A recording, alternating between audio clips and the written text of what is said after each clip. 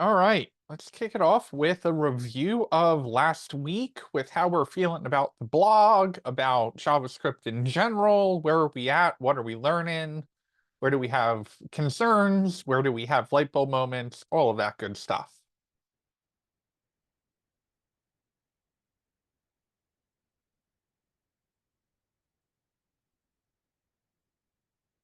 Someone has the case of the Mondays.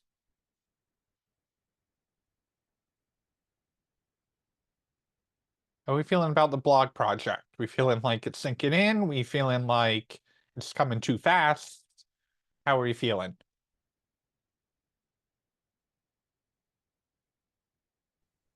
I would generally say it's coming a little bit too fast for me. Okay.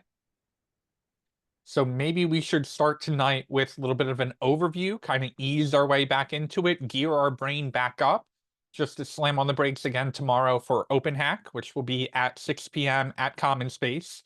So we will not have class tomorrow. We will be at Open Hack. Hopefully you can all make it.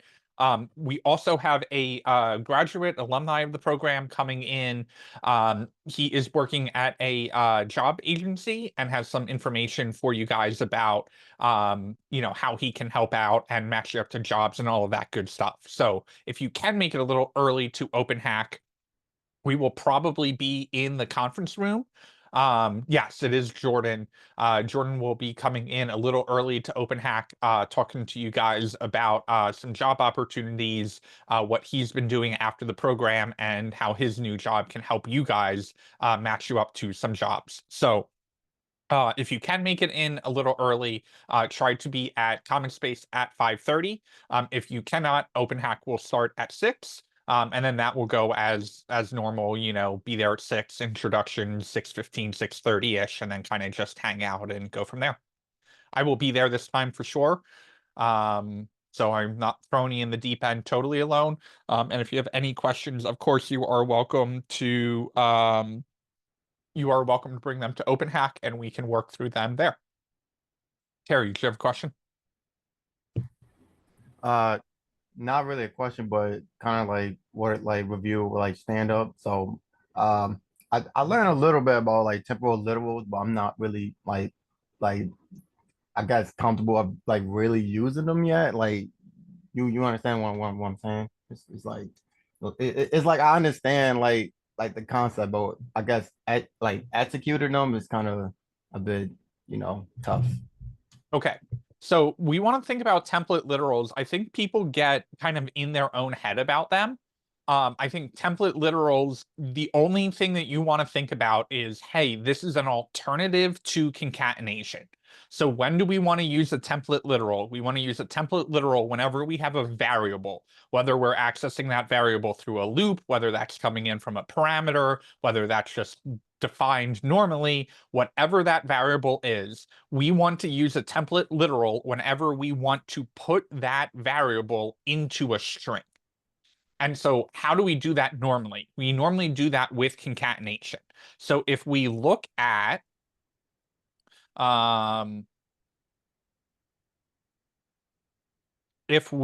at our index, nope, if we look at our script.js from yesterday, from Thursday's class, this is a giant template literal, right? And so why do we go about this, right? Well, we've got this data, right, called post that's coming from our JSON. The problem with this is that it is the title, the author, the timestamp, and the content. But if we just threw all of that information on the page, the end user would be like, what are we looking at here, right? Like, why do we have that information structured that way, right? The end user doesn't want to see just the data. They want to see the data structured in HTML so the HTML can kind of lay all of that out right. So let's just, for an example, in this document get element posts inner HTML, let's just set this to post as string as an example and see what happens. So this is what shows up. And we're like, okay, well, that technically has all of the data in it that we want, right? It's got the author, it's got the content, it's got the title, but obviously this is not the way that we want to we want to show that data to the user. Well, what did we do instead? We made it show up as the generated HTML, which now it's got all of this lovely formatting. It's got the card around it. It's got the button for read more. Well, how did we do that? What we did is we took this post and we extracted the keys out of it to get the values and dumped that into a string. So what is the other way of doing this if we're not doing it as a template literal? We can achieve this exact same thing. I'm going to just copy it, move it down here, and use a regular string instead. So we convert this, we put a double quote here, we put a double quote at the end. Actually, I'm going to try and use a single quote in this.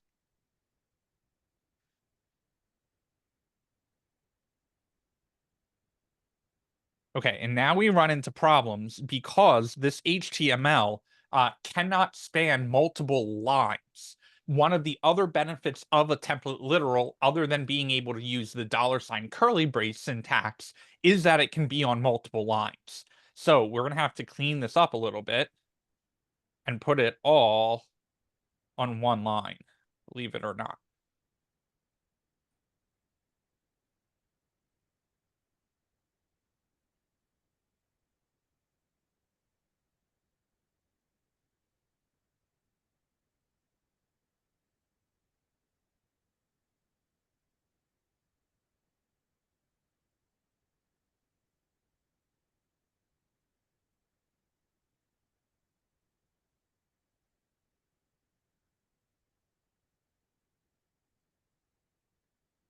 Okay, now when we finally do get it all on one line, this is what it looks like. Because we took it out of those backticks, because we said, hey, this is just a regular string, when it gets to this $ curly brace syntax, it's like, don't know what that is. That's just, right? You just said this is the string. The difference between that template literal, the using the backticks, is that when it sees these $ curly braces, it goes, oh, you don't actually want the letters that are typed in here. You want me to replace this whole section, everything from the starting of the $ all the way to the closing curly brace, with whatever the post title is. So what we're trying to do here, and how we would achieve this with a regular string, is say, hey, that string is over, then concatenate in the post.title, then start another string there. Do the same thing with the post.author.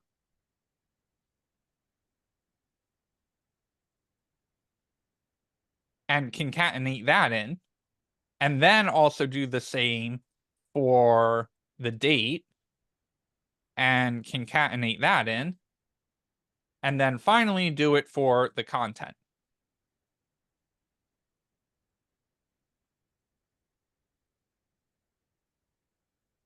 And now we finally get everything out that we're expecting. I am going to turn on okay. Prettier did that for me. Okay, so what are we achieving here? What are we trying to compare? This is just using string concatenation. The two upsides of a template literal are, one, a template literal can have multiple lines compared to a string that needs to be all on one line. And the other benefit is that we can use that $ curly brace syntax to say, hey, here's this template, right? Here's all of the data that I want you to show. But when we hit a part of it that is a literal, that means literally just put in the letters that we put in. But when you hit the template part, when you hit the $ curly braces, take whatever the value is and drop it into that template. So this code right up here is achieving the exact same thing as this code down here. The difference is we can do this all in one big template literal here, and then say when we want the values to drop in, just use the $ curly braces. Compared to the string down here, we have to start the string, end the string, concatenate in the value that we care about, then start another string, add that in, stop the string, concatenate another value in, and keep going. So these two, again, are achieving the exact same thing. The only difference is which one is easier to read. This one, which is a big hunk of HTML, and then whenever we hit that $ curly brace, we go, okay, drop that value in, as opposed to this down here, which is string concatenation, which is saying, hey, go get the post title and throw that in. Is that helpful? Yeah. So we want to use a template literal whenever we have variable values that we want to show up in a string. It just so happens that the string that we're generating here is HTML.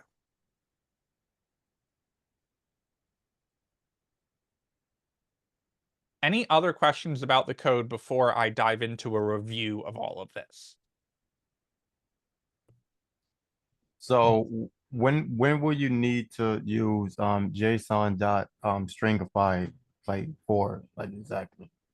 Whenever we are trying to store or transmit an array or an object, what we call a complex data type, but where we're trying to store it does not support anything other than a string. So it turns out the internet really, really bad at transmitting anything other than letters or numbers. So when we say, here's this entire object, it's like, I don't know what to do with that, right? I don't know how to transmit these curly braces. I don't know what this array is like. I don't know how to keep track of lists. I don't know how to do any of that. And so when we use JSON.stringify is when we have an object or an array and we need to convert that into a string. The problem is when we use a string, there are features like accessing array indexes or accessing values through keys that we cannot do with a string. And so we do the opposite of stringify. We convert the complex data type into a string with stringify. And then when we pull that data back out, we use .parse to convert the string back into the array or object so that we can work with it. So the internet can't transmit anything other than a string. And so we use the JavaScript object notation to convert that object into a string. And then we do the reverse of it when we pull the data back out, we parse it so it is back to an object or an array. Other questions? Yeah, I got one more question about JSON. So Shoot. when I was like scouring on the internet, I heard something about what was it called? Encrypted JSON. I don't what is that? Is that just locking the JSON into something or how Yeah, did that pretty work? much. So encryption as a whole is just the way of obfuscating or hiding the data, right? It's the way of saying, hey, this data, you should not be able to view the value of it without knowing a password to decrypt it. And so we won't touch um encrypted JSON. We will touch a little bit on encryption as a whole. And where we're headed in the blog project, we're also going to build our first login system. And one of the problems with our login system is that it won't use encryption. So it won't be super secure. What the system that we'll be building out, you'll actually be able to right click inspect, see the JavaScript, and be able to find the password that we're trying to match the user to, and then you would know what the user's password is. So the way that we solve that is we use encryption, right? And we say, hey, if you know what the right password is, you can decrypt this data so that you can decipher it and know what is getting stored in it.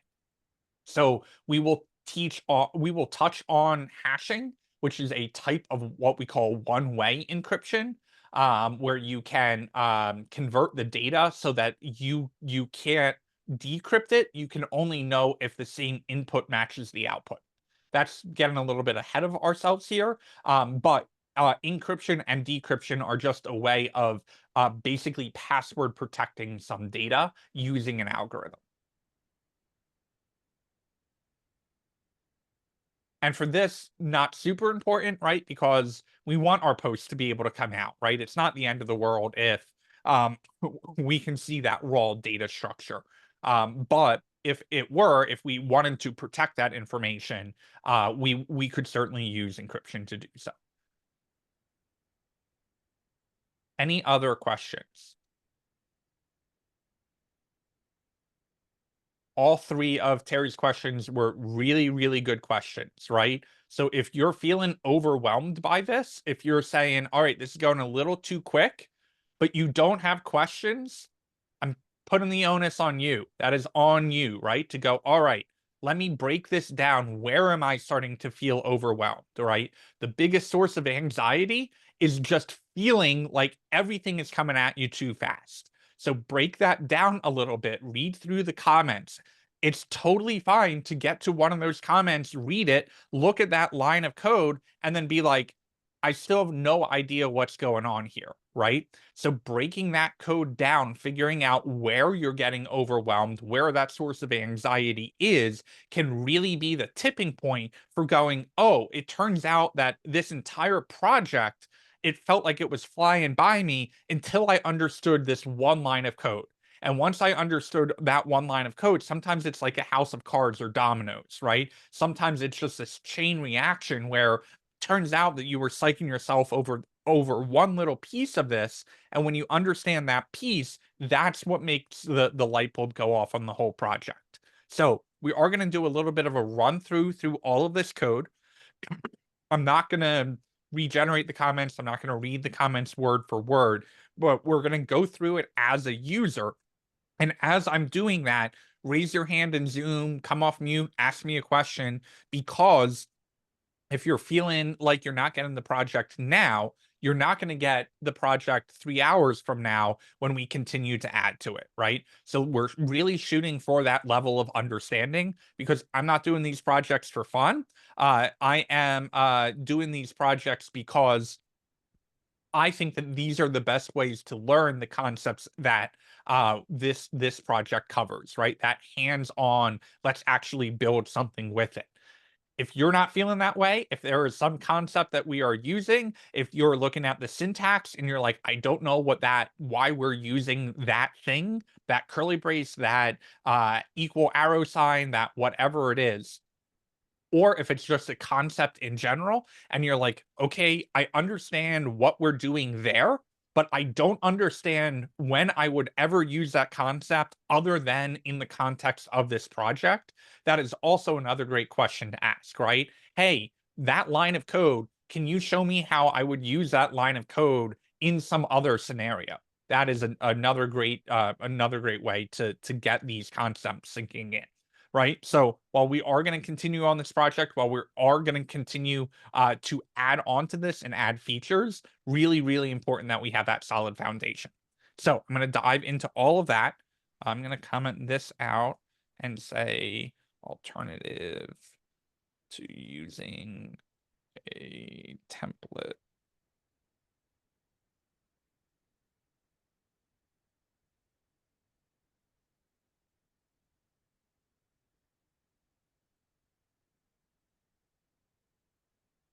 I'm going to start a live share just so if you want to follow along with my code, you can. There will be another live share link tonight once we start adding more stuff to it. But if you want to join the live share instead of following along on the screen share, you totally can.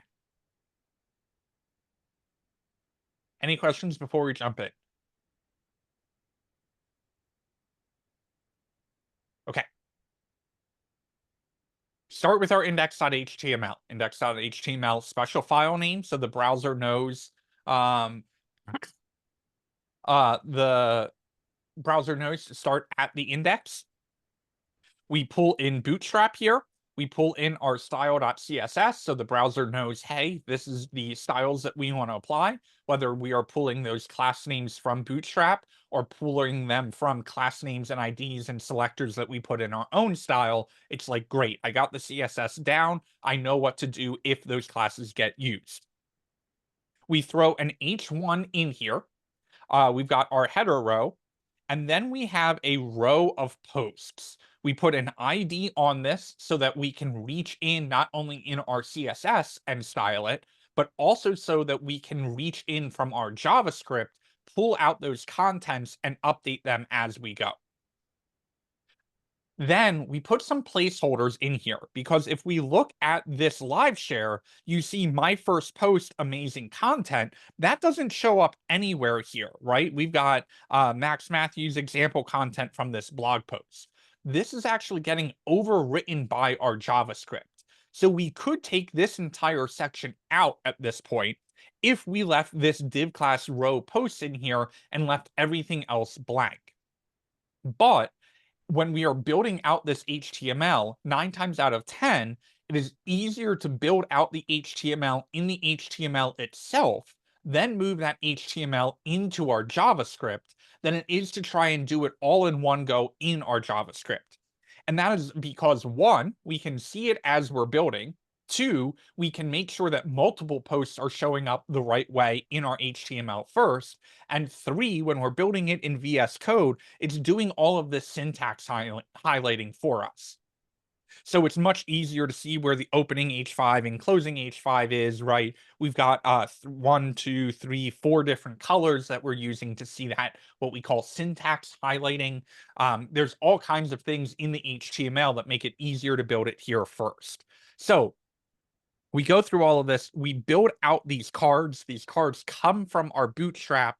We make everything show up the way that we want to first in the HTML before we touch any of the JavaScript. Do you have any questions on that so far?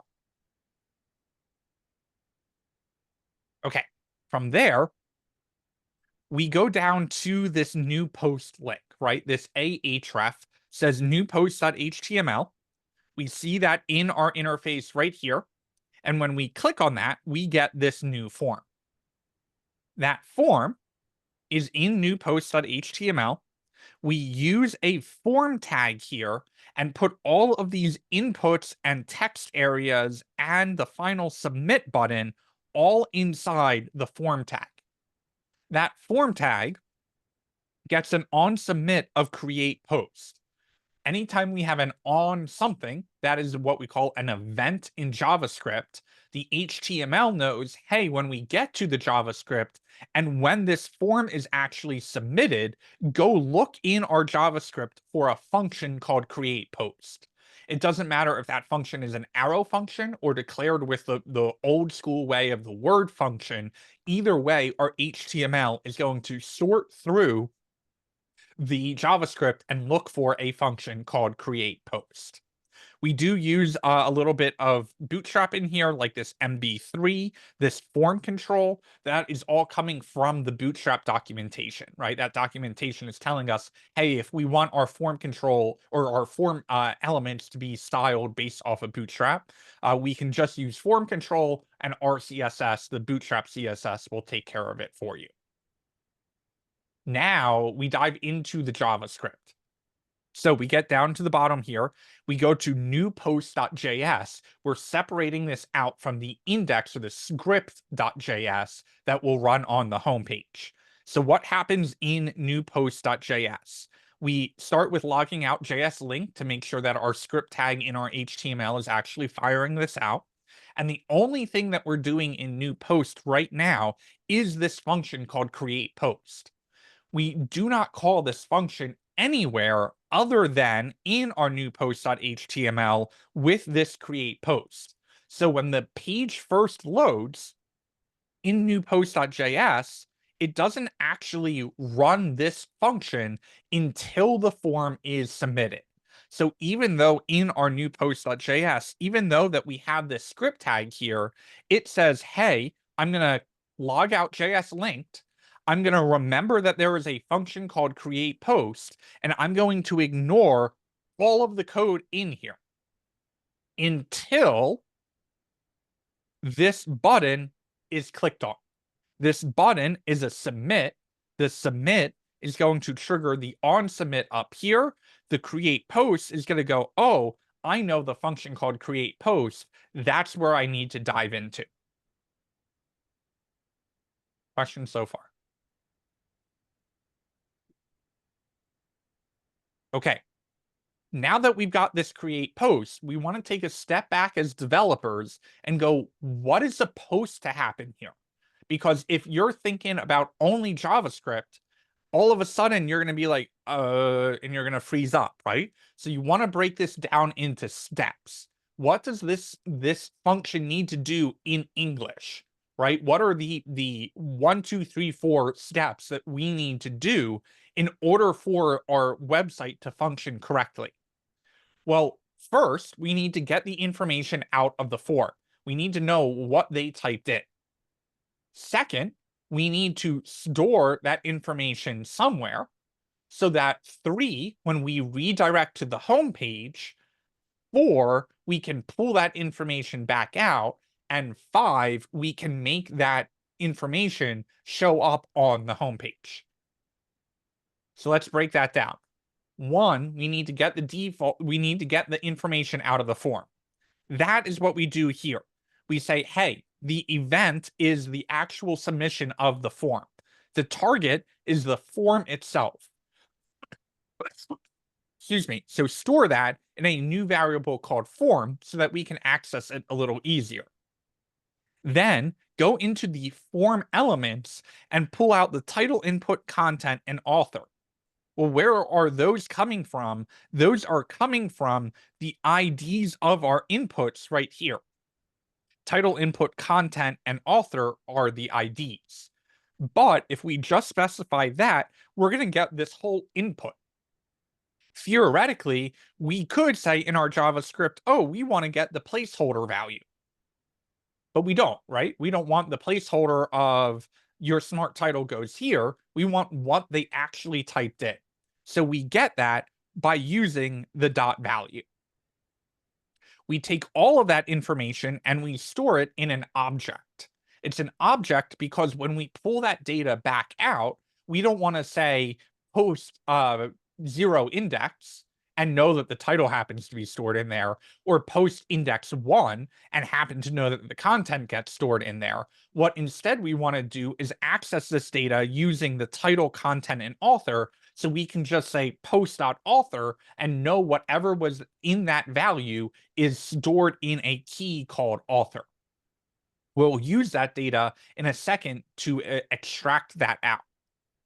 So we store all of this information in a object instead of an array, again, because we want to access it by keys.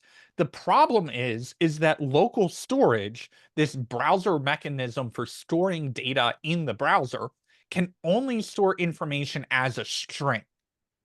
And now we're like, well, we've got a lot of different pieces of a string that we need to store here. So instead, we use JavaScript object notation, JSON, to stringify our post. We say, hey, take this complex data format, what happens to be an object, and store it into this thing called post as string by converting the object into a string. Now we take that string and we use this new concept called window.local storage to set an item called post, and we post that string into local storage. We set it into local storage. And then what was the third step? Redirect you to the home page. Any questions on any of that? I was typing. Oh, You can ask Uh, your question. really quickly. We got 3 there. Safi, go first, and then we'll go from there. Great, thank you. Yeah, it's very quick, but I was typing out a question. Essentially, I was looking at new post.html, specifically line 24. And so I remember you explaining why we had to put a value for 4. And so if you could just re-explain that. Inside the tag. So inserting 4 equals. Oh, right here. So Yeah. this 4 title input, that's what you're asking? Yeah, that one. Yeah. So basically we've got this label here, and this label could be a label for any of the inputs on the page, right? And so 4 does 2 things. One, it makes it so when we click on title, it focuses the cursor into that input, which is a nice thing, right? When you're like, oh, I slipped a little bit, or I want to set the content, you click on that and it clicks in. This for tag is lining up with this ID right here. So the for and the ID are always supposed to match together. The other benefit of that is we may not have a placeholder in here, right? And so a screen reader is going through this page, and it may be that the label and the input are not right on top of each other, right? It may be that we're setting this up with a grid. So we may have this in a column and this in another column so that they look aligned with each other, horizontally, vertically, all of that. So what this for tag is doing, not only is it making it so when we click on this, it knows that it's related to this input, but when a screen reader goes through for accessibility, it knows, hey, the title is the label for what this input expects you to enter. So because those two are associated, the screen reader knows, hey, this is what the developer is expecting you to enter into this particular form input. Deandra, sorry. It's Deandra. Deandra. Mhm. Deandra, go for it. And then Terry, I'm coming to you next. Two questions. So by the post object, just a little clarification on the syntax. All of those things under the list title, content, author, those are new variables that are stored inside that object? They are keys that are Keys, stored okay. inside the object, which is the variable type. Okay. Okay. So they're not Um, technically new variables, but you can think about them as pieces that make up the entire object. oh, okay, like an embedded Yep, type of, a sub variable, if you yeah, want to call it sub-variable. that. Yeah. Yeah. Okay.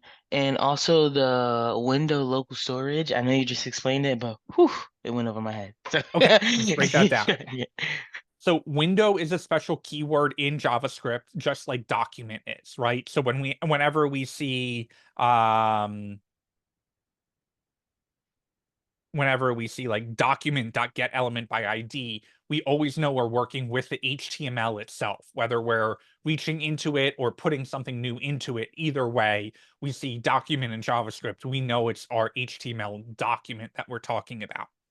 Whenever we see window is more interacting with the window of our internet browser. So window has all kinds of interesting things built into it. We can get out the actual window size. We can get information about what device we're on. We can get information about all different kinds of things, right? So window and document, two special words built into our JavaScript. Local storage is exactly what it sounds like. It is a place that we can store things locally.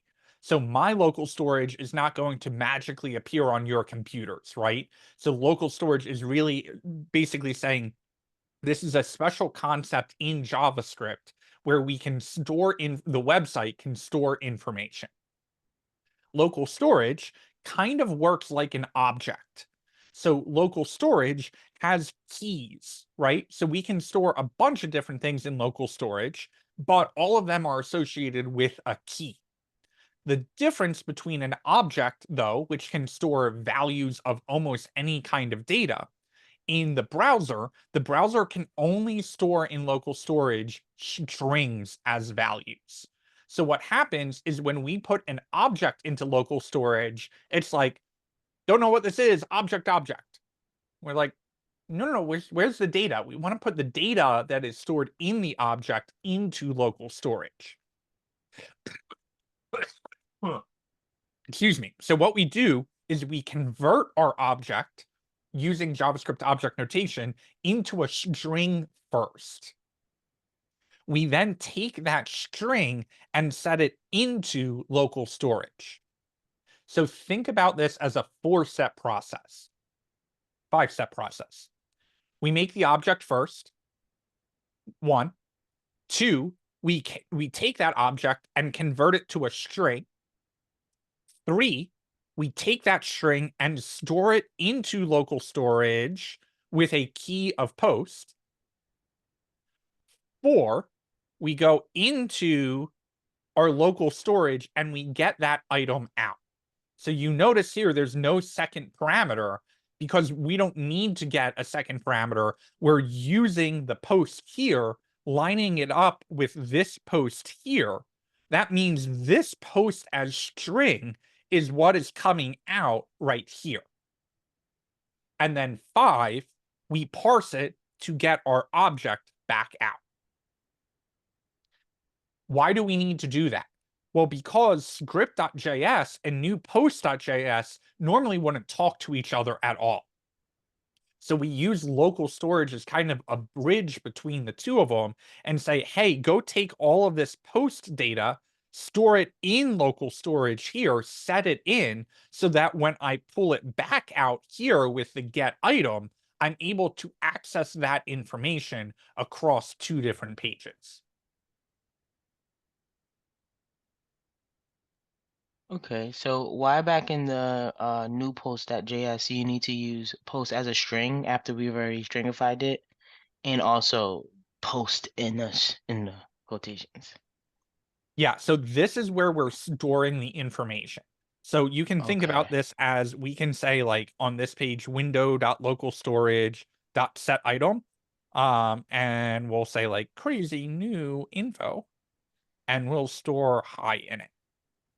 Well, when we access that, if we go to application and local storage, we can actually see our post is hanging out here with all of this data, but we can also see Oh, crazy new info as high.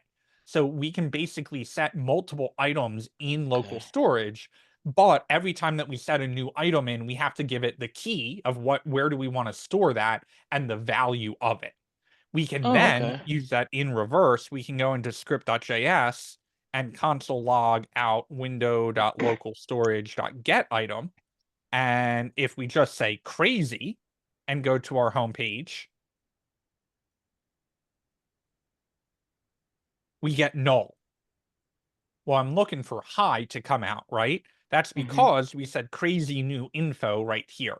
So if we copy that and use that same key, we then get our high out. Oh, okay. So it's just a way to store multiple pieces of information in local storage. We always store it with a key, and then when we get that information out, we reuse that key. Okay.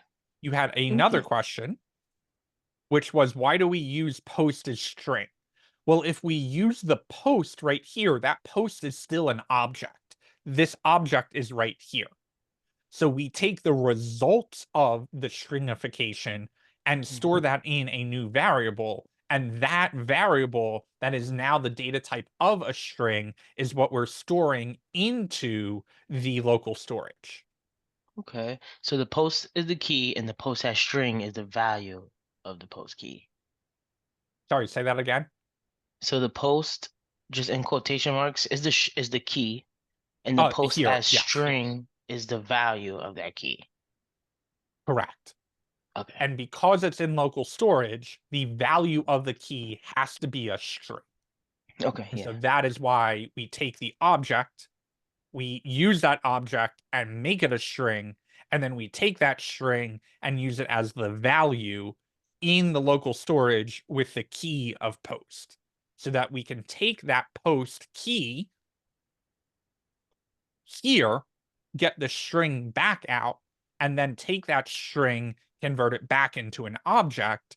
And now that it's an object, we can access properties or keys of that object like title, because essentially at this point, post here is equal to the exact same thing right here.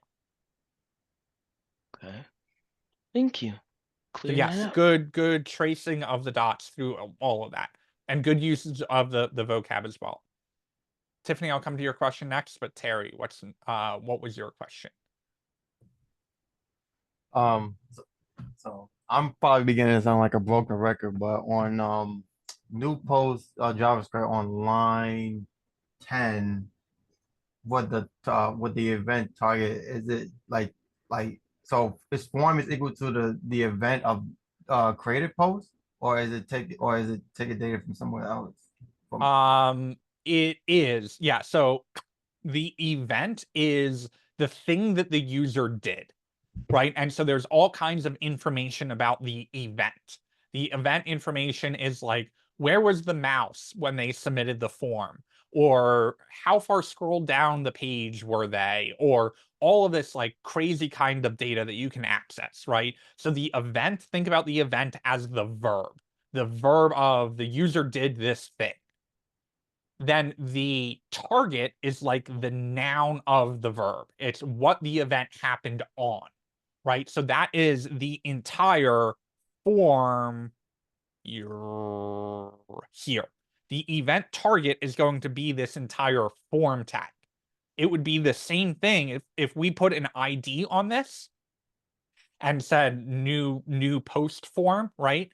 The event.target would be the same exact thing as saying document.getElementById new post form.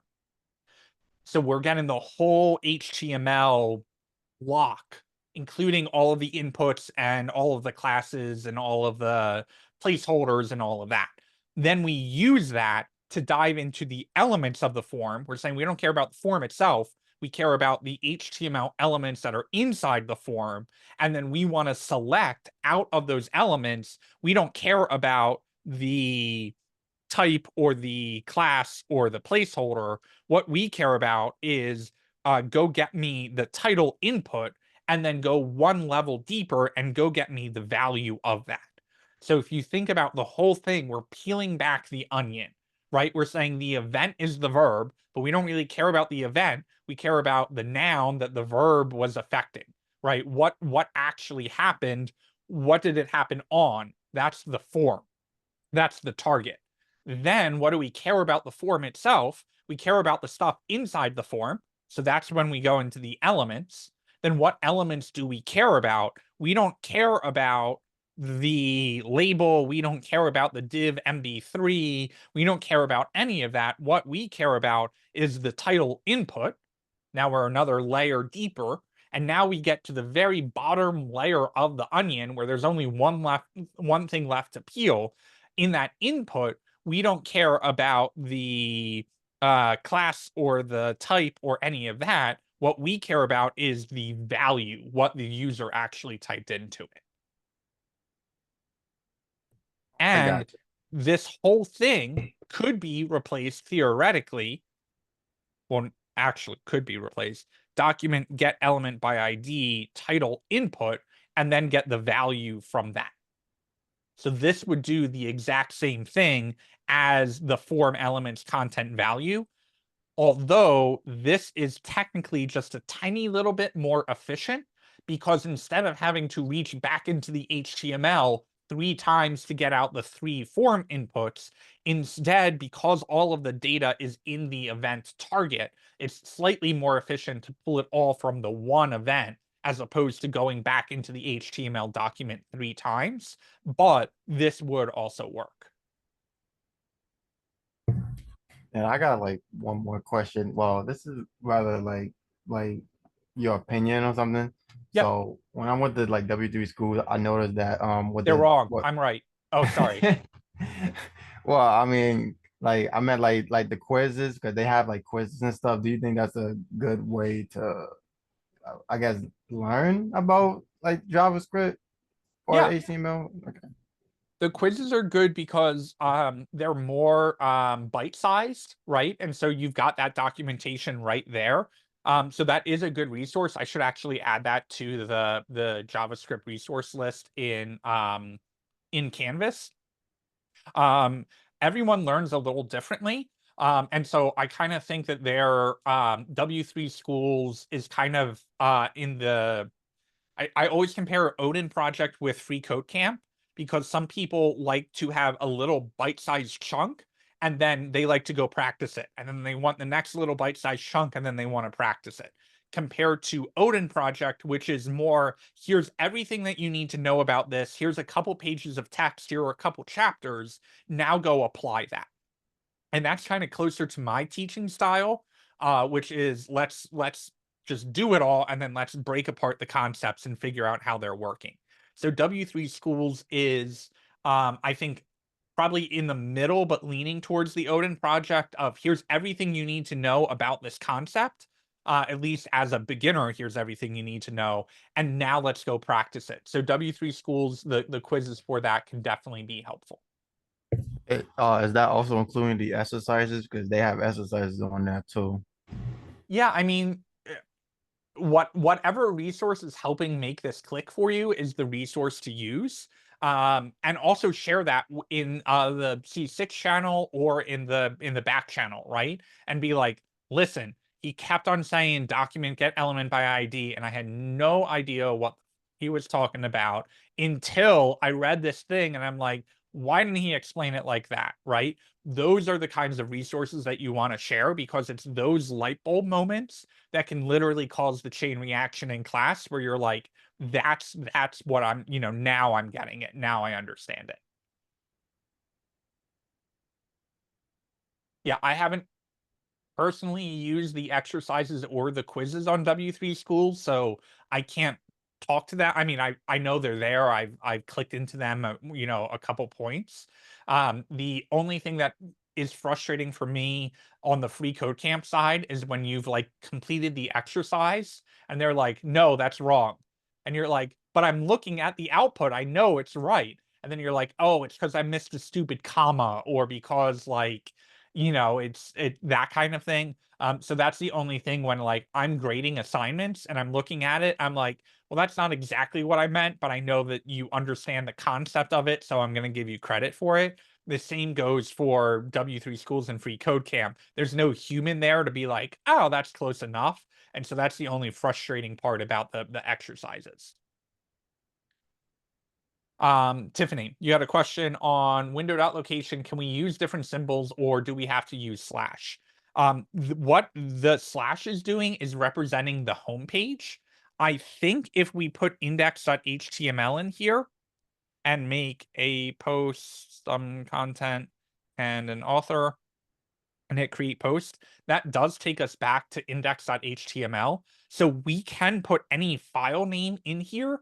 And if we have files in other folders, we can use slashes, right? We could say slash folder name slash new page.html, and it would redirect to that. So you could leave just index.html in here, or whenever you put a slash, it basically means take me back to the home page, take me back to as if that were in the browser. And whenever it's just an empty slash, it will always default to index.html. You do have to be careful with spaces in the file names. Browsers have gotten a little bit better with that. But other than spaces, yes, you can use whatever you want in there. It's just the slash is representing index.html. So you could use like slash to get to like the root of the file. Like for example, you like say images slash character slash this file. Correct. Yeah. Okay. Yeah, in theory, we could do something like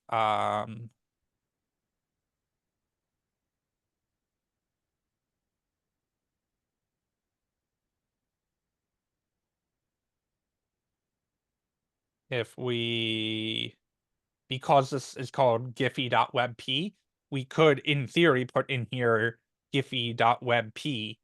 And now when we do a post with content and an author and hit create post, it takes you right to that.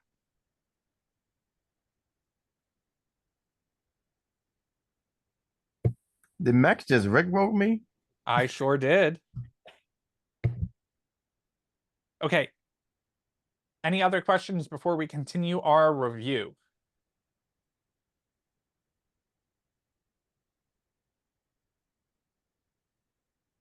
All right. We're going to head over to our index.html, because that's exactly what our window.location slash is doing. It's saying redirect us to the home page. So we already touched on this a little bit. This index.html is going to show back up. It's going to show kind of all of our placeholder content here. It's going to hit our script.js. It goes into our script.js. Now it's going to get the item from local storage, this post, lines up with this post right here. So we're going to pull out the post as string and store that as a JavaScript variable. Because it is a string, we can't work with it like it's an object. We can't access .title, we can't access .author, we can't access the timestamp. It's a string. The only thing we can do with a string is get like little pieces of it out. So we're going to take our string and parse it out. That parsing is the opposite of stringify. Stringify takes an object in and returns a string. Parsing does that in reverse. It takes the string and turns it back into an object. So we get our post out. We make sure that we can access some of the data. So we console log that out. And then we're like, well, now what? We've got this object. We know that we can access pieces of that object, like the title and the timestamp and all of that stuff. But how do we want to show that to the user? We don't want to just blurt it out onto the page. We've already done all of this work in our HTML to style this post really nicely. So we take this HTML that we did right here, we copy that whole thing, and we put it into our JavaScript. Then we store it as a template literal so we can access the post, which is coming from the parsing, which is coming from our local storage, which is coming from our new post page. Then we pull out the pieces of the information that we care about. Finally, we take that generated HTML, we use that right here, and we reach back into our HTML document and get the element of posts. Now that posts is this entire big div right here. And we're like, all right, what do you want to do with the posts? We don't want to add a new ID to it. We don't want to change the styling on it. We don't want to do all the things in JavaScript that we can. We want to change what's inside the HTML of these posts right here. How do we do that? We access the inner HTML and now make that inner HTML, forget whatever was in there, make it equal to the generated HTML right here. Now that generated HTML is going to take everything that we did here, including all of the data that we pulled out of the object, and that is what we show up as. So we come over here, we look at our post, and I broke something.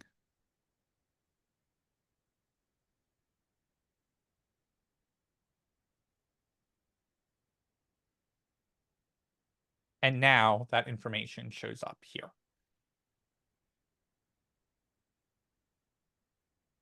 Questions about the flow on script.js? Or the entire project. We are now officially caught up to where we left off.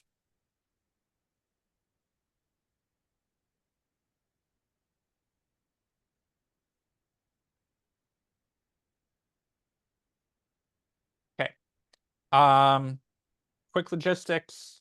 One, go take attendance.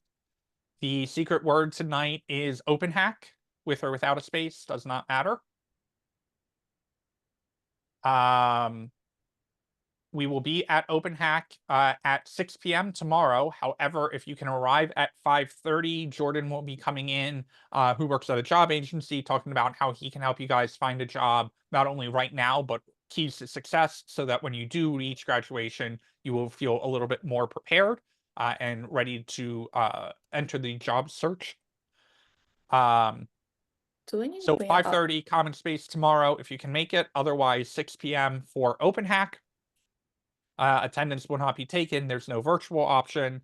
Attendance for tonight, the secret word is OpenHack. And then finally, I'm going to hijack your study group a little bit on Saturday. I believe you guys were talking about Saturday at noon meeting up at Common Space. So I'll use roughly the first hour for office hours. I will have the Zoom room open for that. So you can join virtually for that first hour, and then I will leave it up to you guys after that if you want to keep using that Zoom room, depending on how many of you are virtual, however you guys want to work that out. I'm just there for the first hour, then I will get out of your hair and let you guys actually have a student-based study group. Yeah. I think Joe's gonna get there around like 12, but I'm gonna try to get there like around 1. Is 1 a better time for me to show up for people? 1's good for me, but Yeah, I Cool. think 1's good For for both. me also. Okay, so people can get there at 12, but I'll start office hours at what? That work? Yeah, that works. That works. Cool. Okay. Last call for any questions.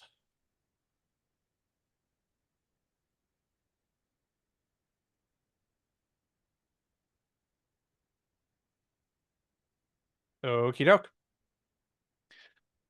So we're picking up where we left off. I'm going to close out of the old code. I'm going to head to the my code. I'm going to go to week 8 and I'm going to copy my day 4 folder. I'm going to head to my week 9 folder, which is new. I'm going to paste in my day 4 folder. I'm going to rename that as day 1. I'm going to head to my VS Code. I am going to start a live share.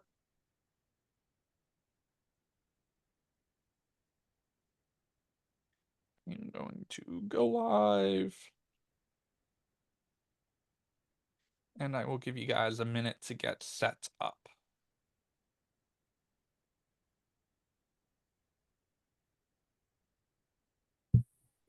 Hey Max, we didn't learn any newer terms this last week, did we? We'll touch base on that term sheet at the end of this week. Give me a reminder on Thursday if I forget. But there may be some terms like local storage, which is a new concept, or parsing or JSON. Those may be some to add to the list, but they also may already be in that terms list. So that will be a good exercise to Thursday to round out the week. Okay.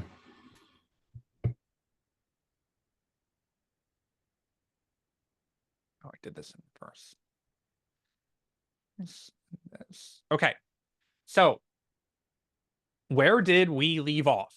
We're feeling pretty good. We can write a post. We can say my second post. We can say new content and a different author. We hit the create post button and my first post disappears. And I'm like, come on. You did all of this work. We set up our HTML. We've got our grid working. I want multiple posts to be stored here. Does anyone have an idea of how we would go about solving that?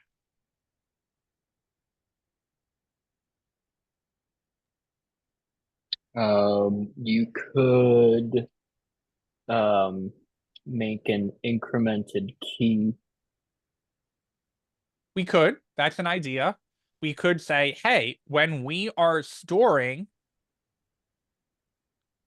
our window local storage set item, instead of just storing it into post, we could say, hey, go save this into post-1, post-2.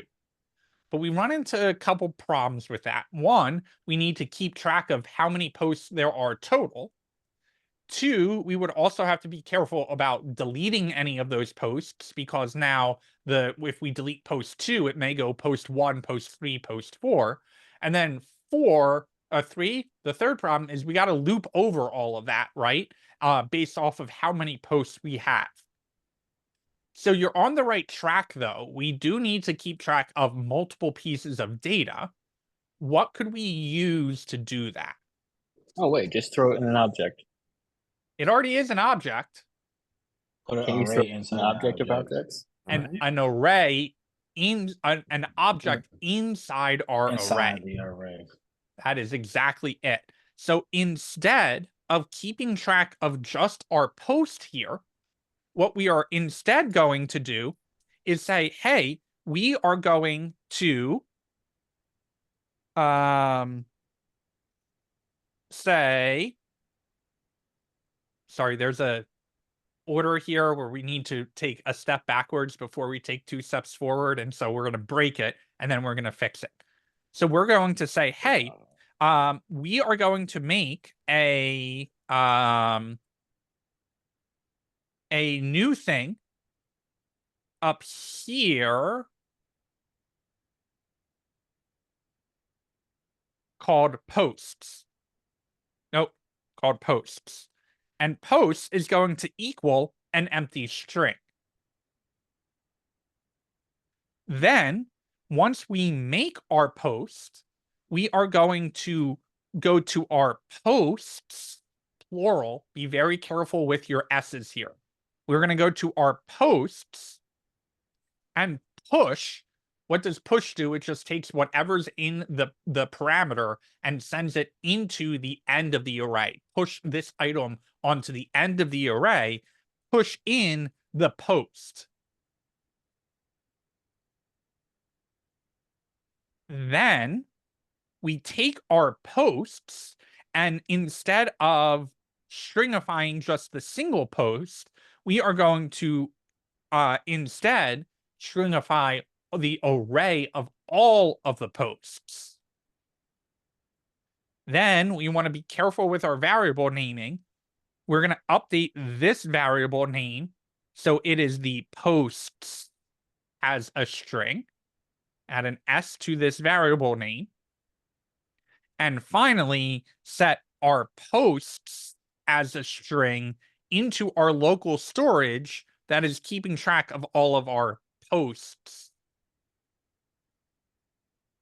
So make sure this is going to trickle down here. Make sure that you've got your singular versus plural right. It is posts plural here because we're keeping track of multiple posts. It is singular here because all of this data is about one post. Then we are taking the singular version here and linking it to the plural version from up here. We are then taking the plural version and stringifying it. Because we are stringifying the plural version, that gets sent into the plural version right here. We then take that plural version and send it into the local storage. And we update the local storage as posts. So it knows that there are multiple posts that we are storing there. I promise you, one of you will miss an S somewhere. It's okay. We will debug our way through it. Terry, you have a question.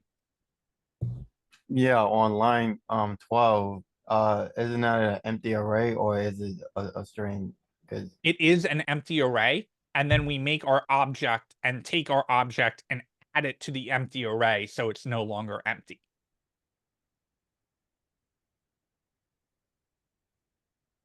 Okay, any questions on that?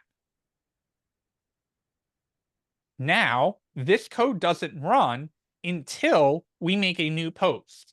So I'm going to go back to my posts. I'm going to say third post, content, author. I hit create post.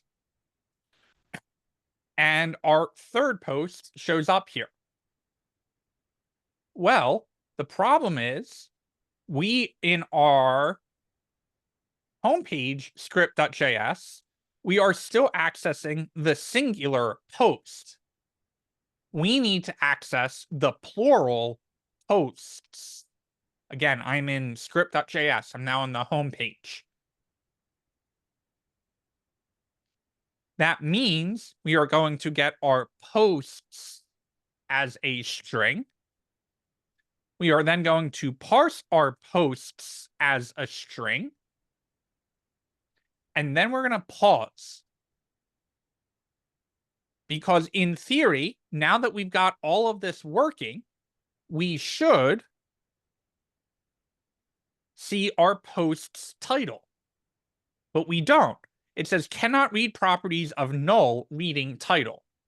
And I'm like, huh, what's going on there? Well, we're parsing out our posts as a string. So we should be getting multiple posts right here. That means we should be able to see our posts in our console log. So I save that, I come over here, and I get null. I missed something somewhere. Posts, posts, posts, posts, set posts, get posts, post string, parse, posts. What I miss?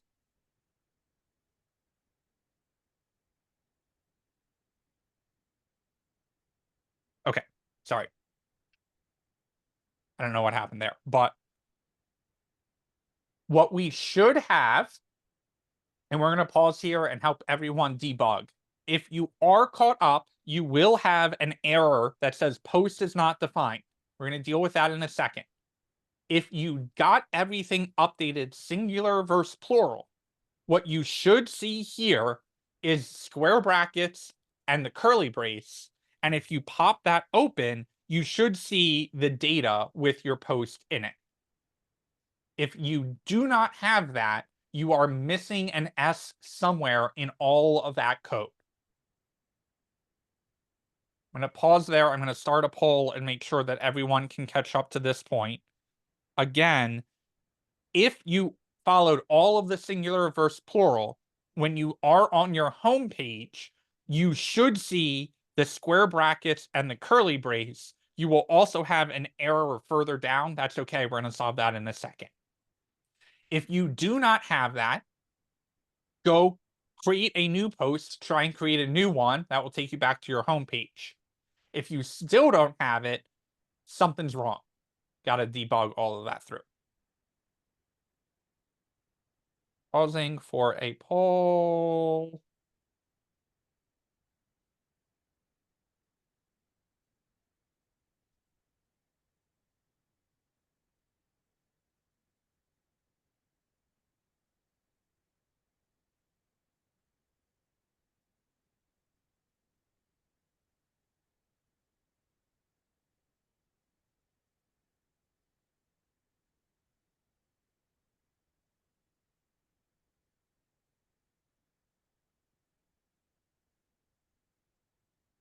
And if anyone is ready for help because you cannot find the problem, raise your hand.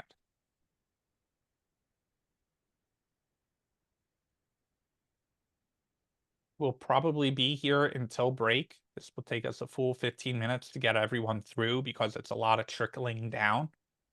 So if you do actually have all of this working, feel free to take break a little early.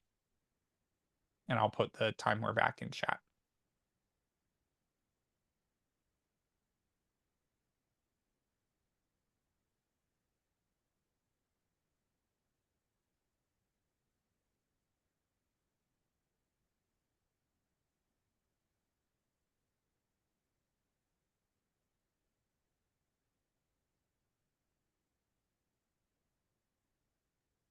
I'll take the help if you are offering. Go for it. Come on.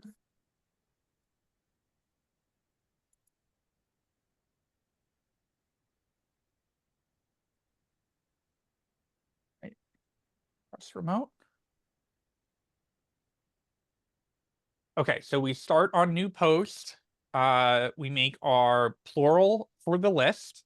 We make our singular because this is all the details about one.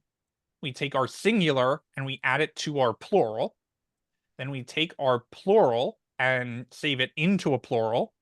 Then we take the plural and set it into the plural. So everything's right there. Then we go into script.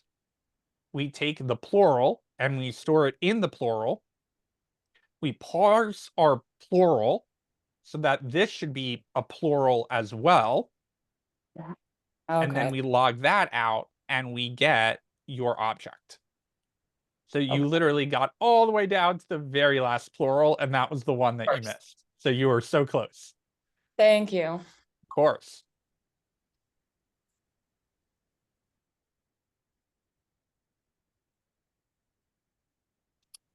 Yeah, can I share my screen with you, Mike? I think I did. I'm not sure where I messed up at. Go for it. All right. So I'm getting it's saying I didn't define something, Okay. but I'm just not sure what I didn't do. Okay. Press remote.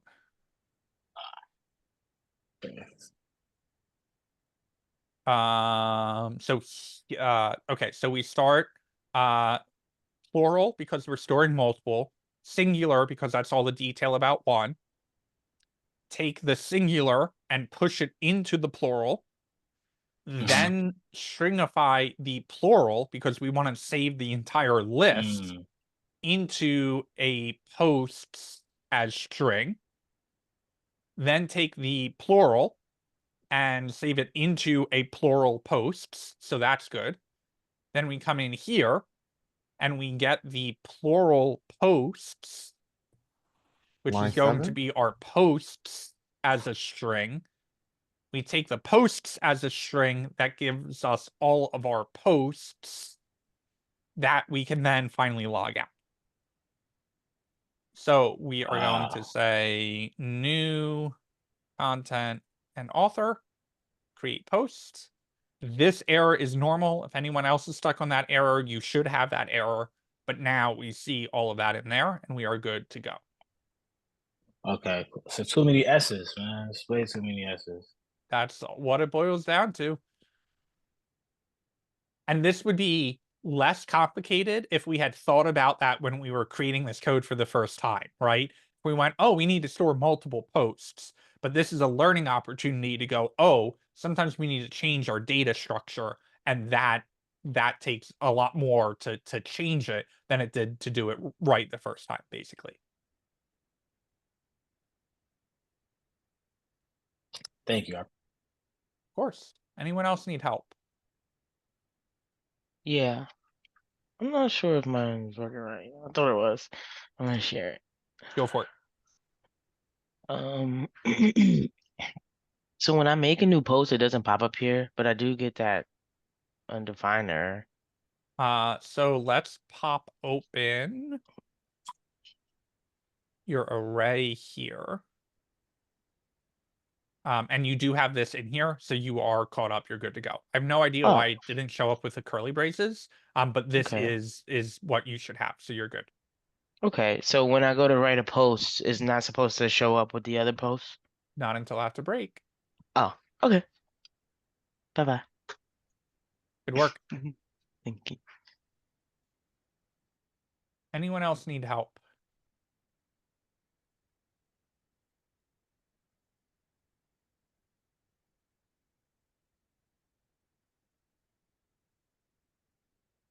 All right, we'll go on break, be back at 7:15 because we're going on break a little early.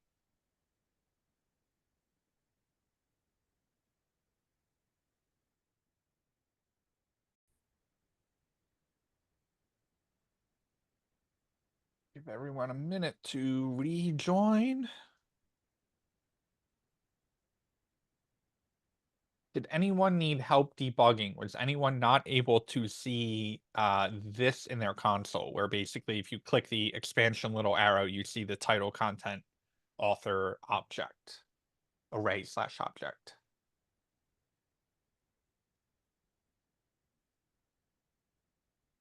Everyone good? Anyone need help debugging? This is what we're going for. The error is normal. Fix that in a second.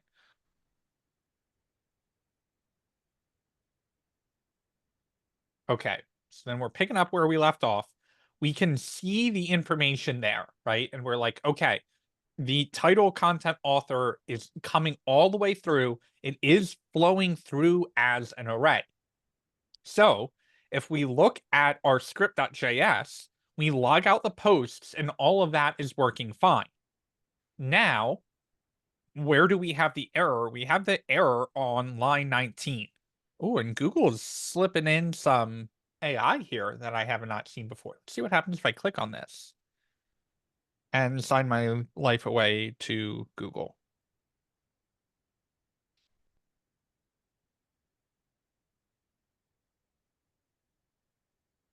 So I just hovered over the error message and it gave me like a little understand this error message. And it says the error uncalled reference error post is not defined means that you're trying to use the variable post within your template literal, which I am doing right here. But it hasn't been declared or assigned a value yet. The problem in your template literal, you have this line post.title. You're trying to access the title property in an object called post, but you have not defined post anywhere yet in your code snippet. And it's already going to give me the answer that I was going to lead you guys to, which is fetch posts if needed. Well, we're doing that already, right? We're getting our posts here. Then it's saying loop through the posts, and then we can populate the template. Okay, well, what does it mean? Why do we have to loop through it? Well, if we look, we're getting all of our posts right here. Our posts are an array of objects. Each object represents the post in the list of all of the posts, and lists are arrays in JavaScript. Okay, well, we get all of the posts here, plural, but then we try and access the individual post here. We can't go from a singular, or we can't go from a plural right to a singular. What do we do in order to take a plural and get access to each individual item in that array? We do a for loop for post of posts. So we're going to come in here and we're going to say for let post of posts. Then we're going to put our opening curly brace on this line, but our closing curly brace is going to go down at the bottom of our generated HTML. So the only new line that we've added is this for let post of posts, saying loop over each post gives us access to each individual post.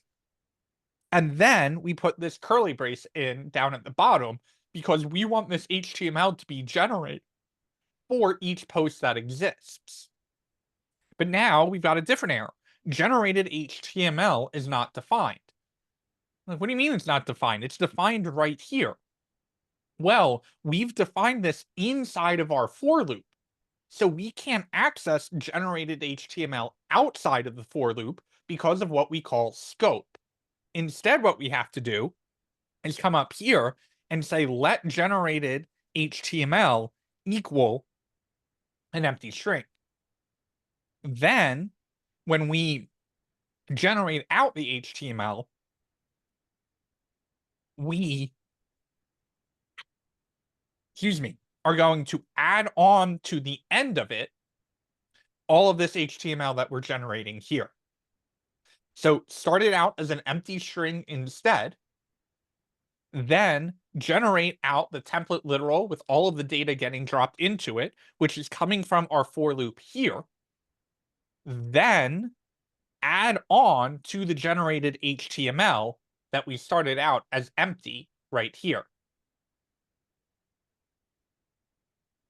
So we save, we come over, and now we finally see our post showing up again.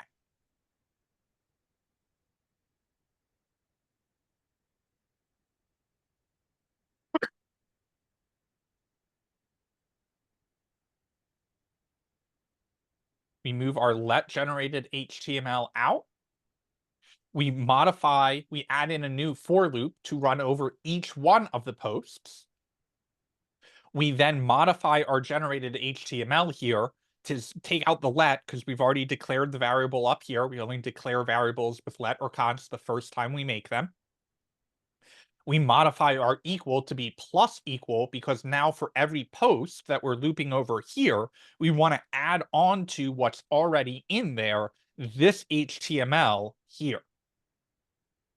Then we still do the same thing down here, generated HTML, put it into our posts.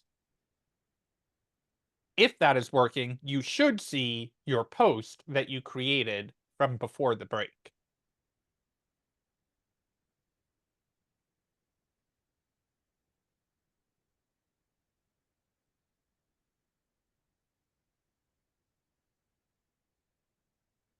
Anyone need help? Anyone need another minute? I need another minute. You got it.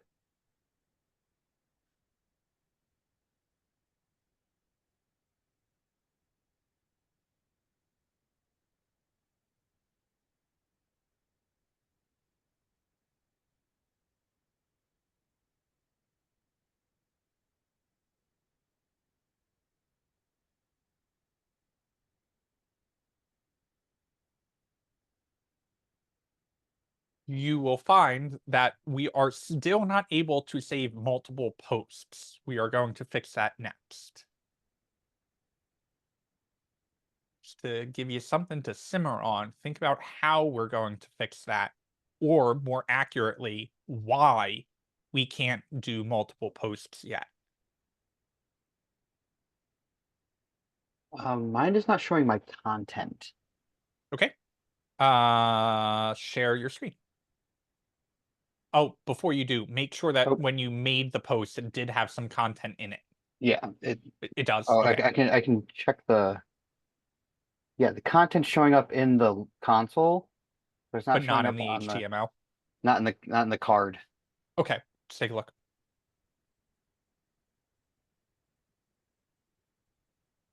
Okay.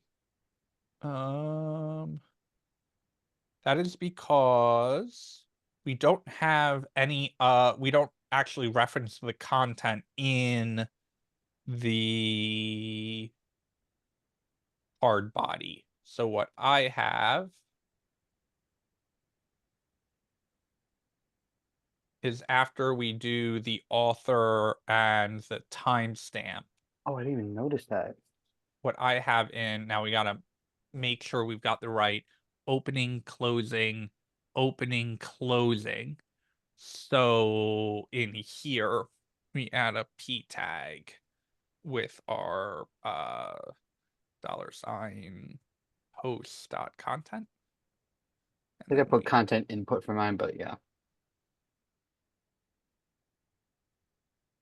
Oh, never mind. There it goes. And there you go. Thank you. Of course. So that was the right debugging steps, right? Make sure it's in the console, make sure we can see it there, make sure the key is called content. Now that we've confirmed that the data is there, we go to the next step, which is where do we use that? We use it in the HTML. Can you help me out? Sure can. Share screen. All right. So I had a different error. Now I have a new one. So that's Okay. interesting. So tells me that my error is on 17. It is. So Um, when we make a new variable, we use the let keyword. Ooh, why did my... Oh. We use the let keyword here and we make generated HTML. But because we've already made generated HTML here, we don't need the let keyword here because we want to use the Oh. one we already created right there. Okay, so that's basically telling me like you already have a variable name. Generated HTML. Generate. It's exactly what it's doing. Yep. Oh, And you're good it's to go. supposed to look like that? It is. Oh, okay. Thank you. Anyone else need help? Okay, so Joe beat me to the next problem. Here, I'm like, all right, I'm going to make some second post and content and author. And I hit create post, and now I just get second. I'm like, come on, man. I did all of that work with the array. We did all of the singular and plural. What's going on?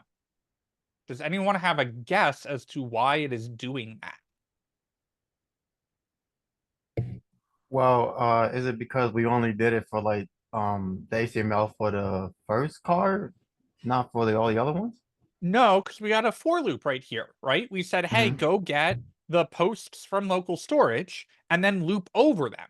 So this for loop should be generating the HTML for every one of the posts, right? That's what we said, for post of posts. So that should be looping over all of them.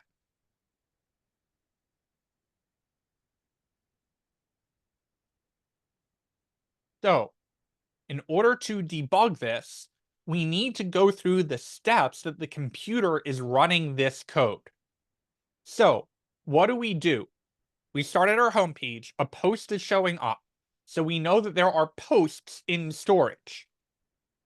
So what do we do as the end user? We go to write a post, we type in our form fields, we go to new post, and what does create post do? It says prevent default, so the browser doesn't do this stupid refresh thing that it does with the form.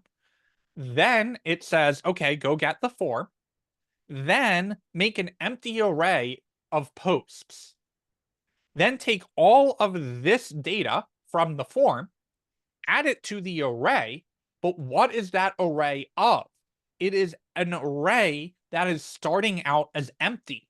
So what happens when we set inner HTML right here?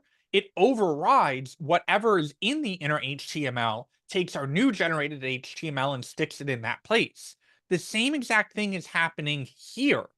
When we have our posts here, it is making an empty array, sticking our last post into it, but when we come down and set the item, all of the posts that we're setting in is just an array of the one post we just created. So how do we fix that?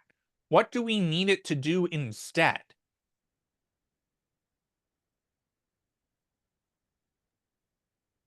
I put it in chat, but you need to take the array declaration out of the function. Well, if we do that, you're saying put it up here? Yeah. So let's see what happens. If we console log out the posts are still empty. And even if I go through a loop of adding in something,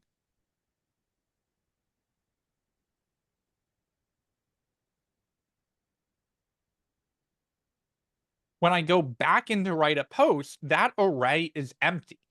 Why is that empty? Because new post, when I open the page for the first time, is now going, ooh, new JavaScript to run, starting an array out as empty.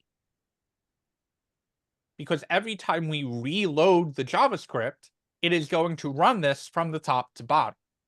So you're on the right track, but we don't want to make an empty array when this page loads. What do we want to do? Oh, an array of all the posts. Where is that array of all the posts? In the script Inside the function. Inside where? I'm sorry, Joe, go ahead. I said inside script.js. It isn't in script.js. Where do we get it in script.js? Oh, From wait. the new post, from the function, from the new post, right? Not quite. We get all the posts in script.js from local index.html. storage. So what we need to do is, instead of saying create an empty array and then put our new post in it, which is going to override what is already in the posts, instead what we need to do, I'm going to put this back where I had it, which I think is right here. Instead of starting it as an empty array, I'm going to go into my window local storage and get my item of my posts. Now I should be able to get those posts and take my new post and push into the posts that already exist. So instead of starting an empty list, I'm instead going to go into local storage, pull that out, and then once I have the list of all of the posts, I can add on my one at the end.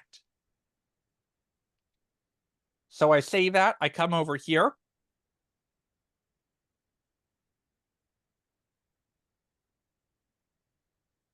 Oh, sorry. Take out a console log there up at the top. Now I type in my title, my content, my author, I hit create post, and it says posts.push is not a function. And I'm like, what do you mean it's not a function? It's a freaking array, isn't it? What do you mean I can't push to an array? So we're going to say, well, if it's not a function, let's see what's in our posts. So I'm going to console log out our posts, hit create post, and I'm like, looks like an array to me, right? We've got the brackets on the side. We've got our object that's already in there. Anyone want to take a guess at what the problem is? Doesn't need to be in the temporal literal. Maybe? No, Is it a string? it's a mother frickin' string. And we can prove that by saying type of posts. And now when we hit our create post button, it shows us, hey, the type of posts is a string. Why is that? Because whenever we get or set data in local storage, it always is a string. So what we need to do is break this out into 2 steps.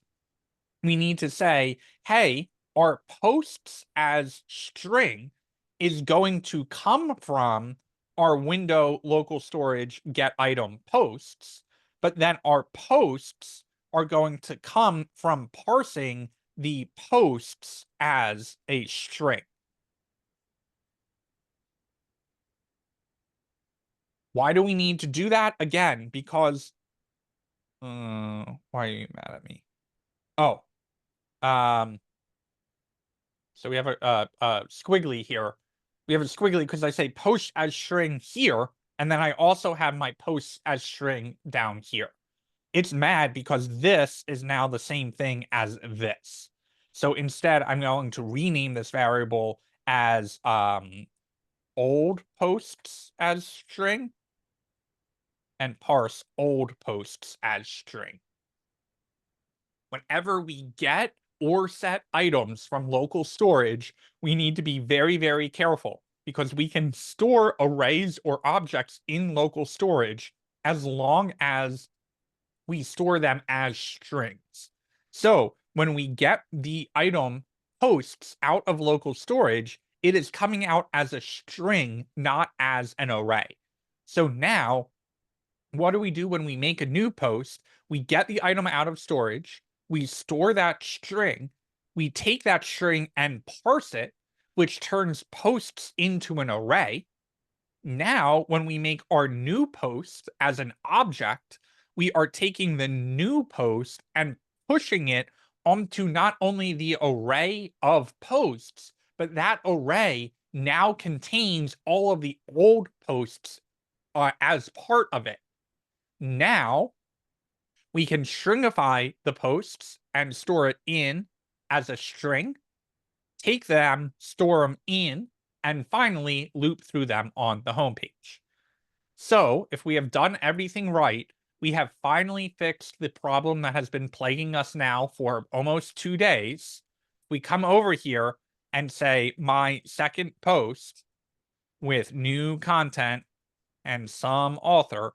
When we hit create post, we should finally see our second post on the homepage.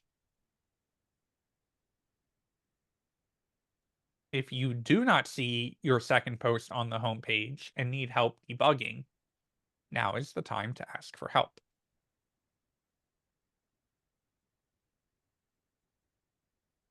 I'm gonna try my own first. Can you just go over one more time what parse is doing? Yeah, so parse is the opposite of stringify. So stringify is taking an object or an array and turning it into a string.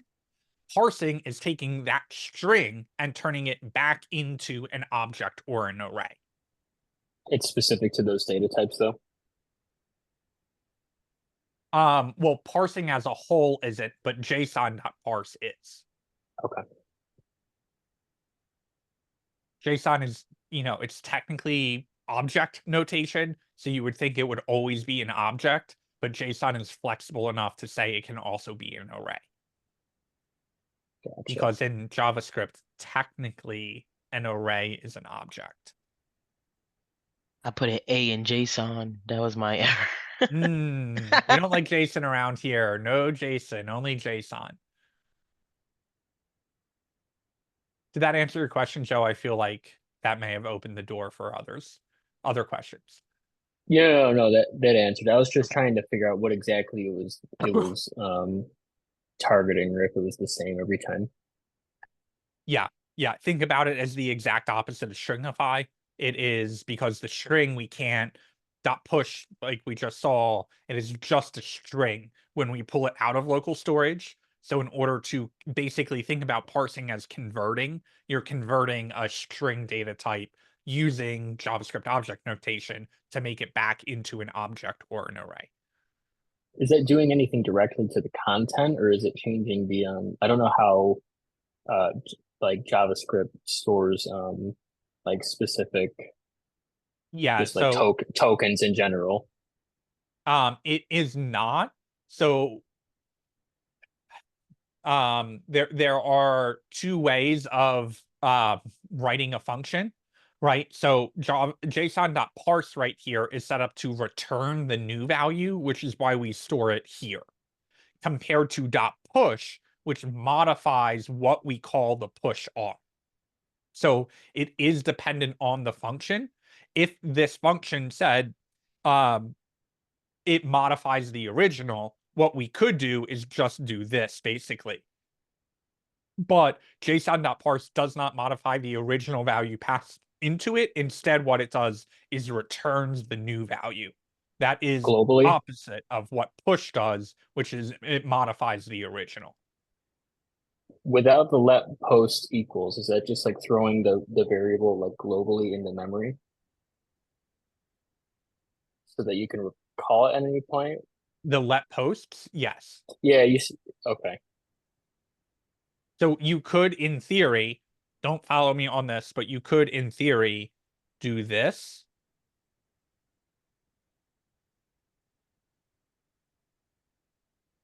And that would also work. I see. Okay. But once we parse it, it's easier to reference that as just posts. Right. Easier to read. Yeah. Easier to parse out, one may say. Okay. Any questions? Anyone need help debugging? Need help. Yep. Go for it.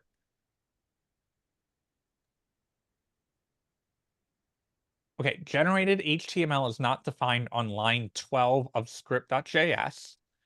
So we are using generated HTML here. The problem is before we can use generated HTML, we've got to declare that somewhere. We've got to say let or const equals something. So what we do, if I can get my marker to not draw on the screen anymore, is we come up here and we say outside of this for loop, because we don't want to reset the generated HTML every time the loop runs. So we do it outside the for loop. We say let generated HTML start out as an empty string. And just like that, you are back in business. Thank you. Of course. Anyone else need help?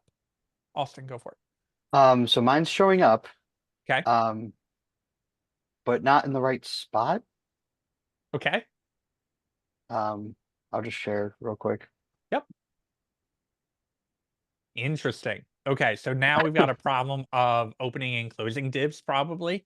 Okay. Which are always the most fun to debug, especially when it's in JavaScript. Because you have the rainbow tags, I think it's a little easier because this div is supposed to match with this div, but we have a problem because this div is actually supposed to be the div for the end of the card. So we've got to do innermost H5 matches, this div and this div match. This div lines up with this timestamp div. This p tag is supposed to be inside of the card text. So is the card. Is it? The button is supposed to be. Oh, I'm in the wrong file. The button is supposed to be outside of the card text. So we're going to close this off here. And now that closes out the card text. Our A tag is just chilling out there. This closes the card body. This closes the card. And this closes the column. There we go. I haven't touched that code in so long. I was like, I don't know. I don't think I did it wrong the first time. Yeah, when the opening div color was the different closing div color, it's not like you can just throw an extra div at the end and be like, oh, maybe that fixes it. Well, I mean, you can try, and if it does, that's great, but oftentimes you gotta just div match. Anyone else need help? There is no limit to the number of posts you can, well, you would be very limited to it would be very hard to hit the limit of the number of posts you can create. There is in theory a limit of local storage, but it's like megabytes, and I think you can even go into gigabytes. So you would have to have huge posts with like the entire Library of Congress of text hanging out in them in order to hit the limit on local storage, but the for loop would have no limit itself.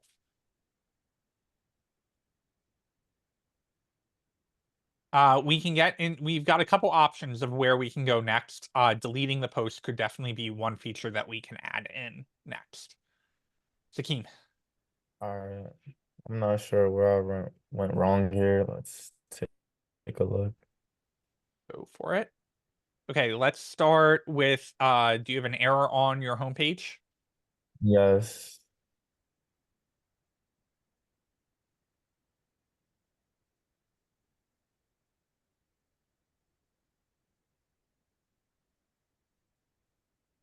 Okay, window local storage get item is not a function. Get item is not a function because I has to be capitalized because we are camel casing in our JavaScript. Okay. So get item line 13 needs a capital I.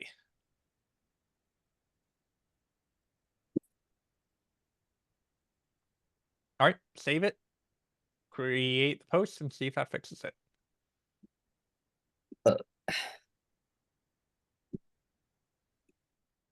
Okay. Looks like we We're good. good to go. Mhm. What a great meme.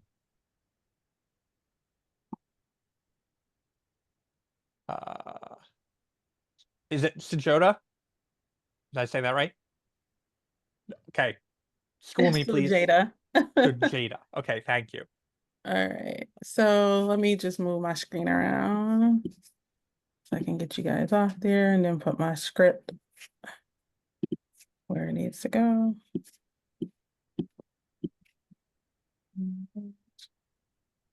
I just need to share.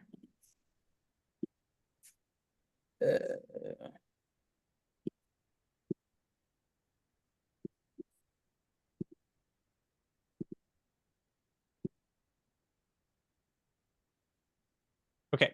Posted string is not defined on script 7. So let's go up to 7. And it's on script.js, so it's not going to be in new posts. Yep. And let me request remote. And that is because this posts as string is supposed to be coming from our local storage posts, but because we're getting multiple, it's going to be posts there. And now that fixes it there. And we can say second post, some content and a new author. And now we've got a different problem. Posts is not defined on new post 17.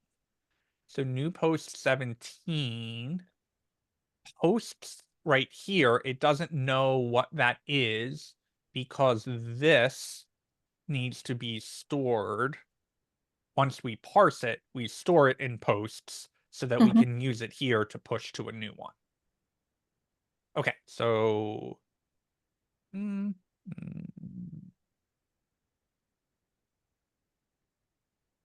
you are good to go. Okay.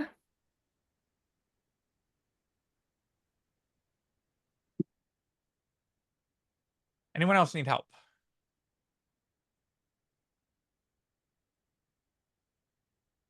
Yes, I actually do. Go for it. I have a couple things wrong. If you Um, do have yours working as I'm helping other people debug, make sure you're reading through this code, see if you can do our next step, which will be commenting all of this out. let's see.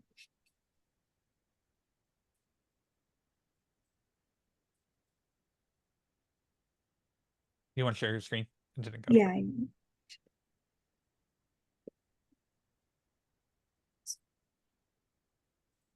There we go. for one, loading the page itself. But we could start from here because right now it's not.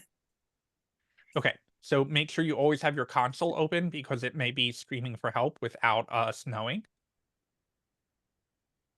And it is cannot read properties null on new post 25.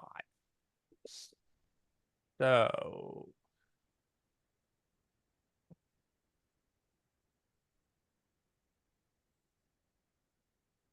don't like that.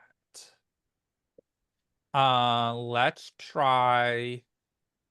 You may have already beaten me to the thing that we're gonna do next, but just to test, I'm gonna console log the old post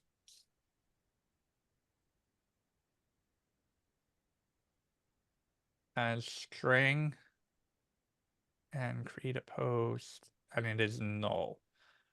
Okay, hold this thought because we're gonna fix this next as a class.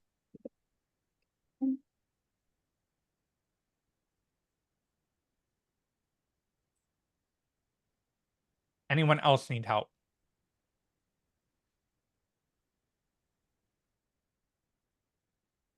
Okay, we're almost done with the basic functionality before we can decide where to go next, which is the read more button, the delete button, and a login screen. So whatever we don't get to tonight, hold that thought because we will get to it in Wednesday's class. Tuesday, tomorrow, open hack.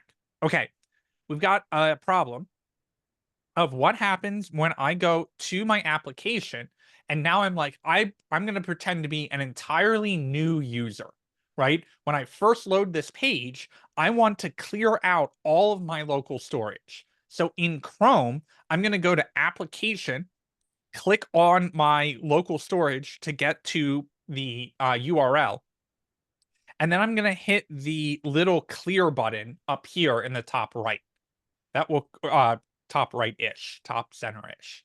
That's going to clear my local storage. Now, when I refresh the page, all of my posts should disappear, right? Well, when I refresh, I get my first post, my first post, my first post. And I'm like, oh, that's kind of weird. Let me go to my console, and now it's screaming at me.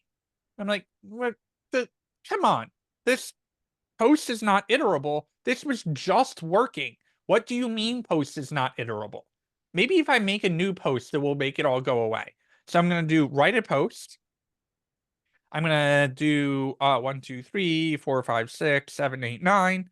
I hit create post and it says cannot access posts as string before initialization. Well, what does that mean? So I go to my new post. I look at 13. Oh, that one was on me. Try that again. If you have this wrong, it should be old posts as string in your JSON.parse. I don't know how I changed that accidentally. Yeah, Okay. that actually happened to me. I had to change it. Okay, yeah, sorry about that. This should be old posts as string. I must have hit Command Z at some point and gone back too far. Okay, now I'm going to try this. Hit create post, and I get cannot read properties of null reading push. So I'm like, all right, line 25, 25, I'm trying to post it. Let's just console log out my old posts as a string. 1, 2, 3, 4, 5, 6, 2, 3, hit create post, and I get null. Well, that is coming out of my console log. which is coming from my old posts as a string, which is coming from my window local storage, which is getting the item of posts.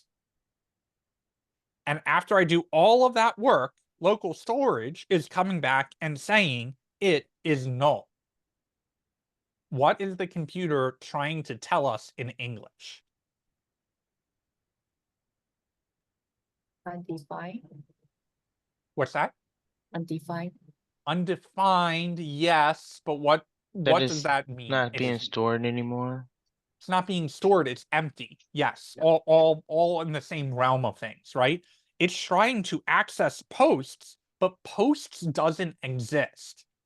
So what we need to do is say, well, if you try to go into the storage and posts does not exist, what should it be instead?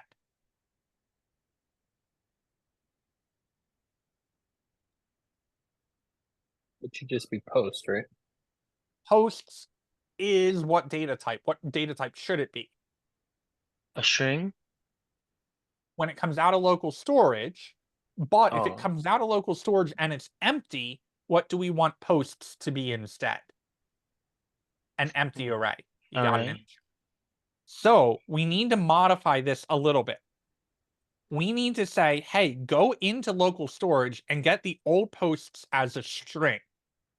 Then we need to say if there is not old posts as a string. The exclamation point says not here. Take the opposite of whatever's in here. If there are not old posts as a string, then posts should equal an empty array. Otherwise, it should equal our JSON.parse. And finally, we're going to declare our let posts before the if statement so we can access it after the if statement. And Safi, this should solve your problem of the question you were asking. At some point, you had created posts, but not created that array. And so it was trying to add the posts into an array that didn't exist. And so that's exactly how we fix this. We say, go get the items from local storage.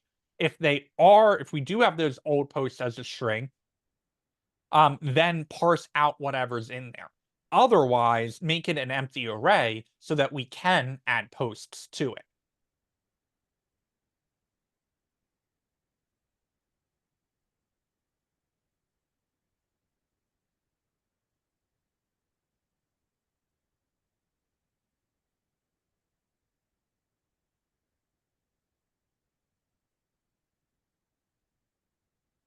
Okay, we save, we come over here, we make a first post with some content and an author. We hit create post. Now we get our first post in place. We can hit write a post, make our second post, add some content, add an author, hit create post, and we get our second post showing up, and we are good to go.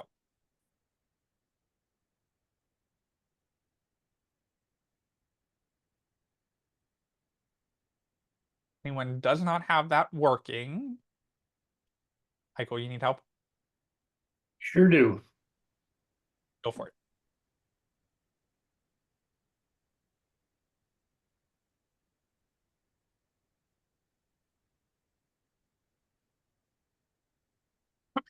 Okay, we just need to move our let posts outside of the if statement, because if we make a new variable inside a block of code, anything that's in curly braces, we won't be able to access it outside of those curly braces.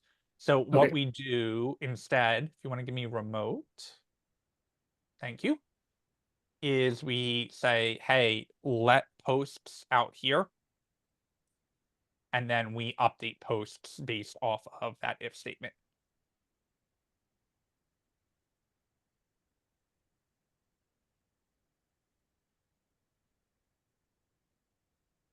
Create post. You are good to go. Thank you very much. Anyone else need help? Me. Go My for it. post is not irritable. I mean, yeah. Iterable. Iterable. That's a tough one. Iterable. So it's telling me iterable. Yeah. iterable. It says lots that of it's on 16. I went to 16 and I thought it was because I had another let there, but oh, what is that? So what we're gonna do is we're gonna go thermonuclear. What? And this is good for everyone. Sometimes like we get some gunk in the machine. So if we look in application, oh no, you don't have a problem actually. Well, you kind of have a problem. We can solve this next. It says it's not iterable here because if we look in your application, there's nothing in local storage yet. Okay. So if we go write a post and Oh. say first post, content, and author, and create the post, now our error in the console goes away because there are posts that exist. I just had to give it some input, some user input. Yep. Oh, thanks.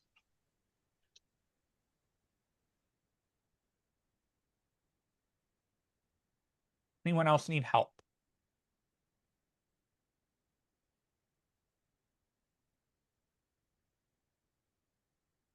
Okay.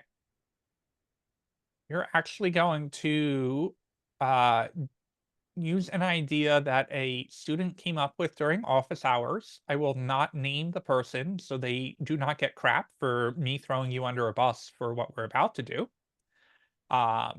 We are going to allow you guys to work as a group to figure out how to solve this problem. If I go to application and clear out everything in local storage and refresh the page, I get these 3 posts showing. Why is that? Because when I go into my console, it says posts is not iterable. Of course it's not iterable. I don't have any posts yet. So, not going to give you guys any answers. We're going to see how quickly this train goes off the tracks. How would I modify my code to, instead of making these posts showing up, instead, I want it to say no posts created yet. That will also solve the problem in the console. Go. Right. I'm assuming a try catch error. What was that face for? Was that the right track? Could be. You're giving us no. Because I think that's what solves makes the console feel better, that something got resolved, that like we acknowledge that there's an error, and then also we can put something up there like a GIF for a specific card that says that there's an error.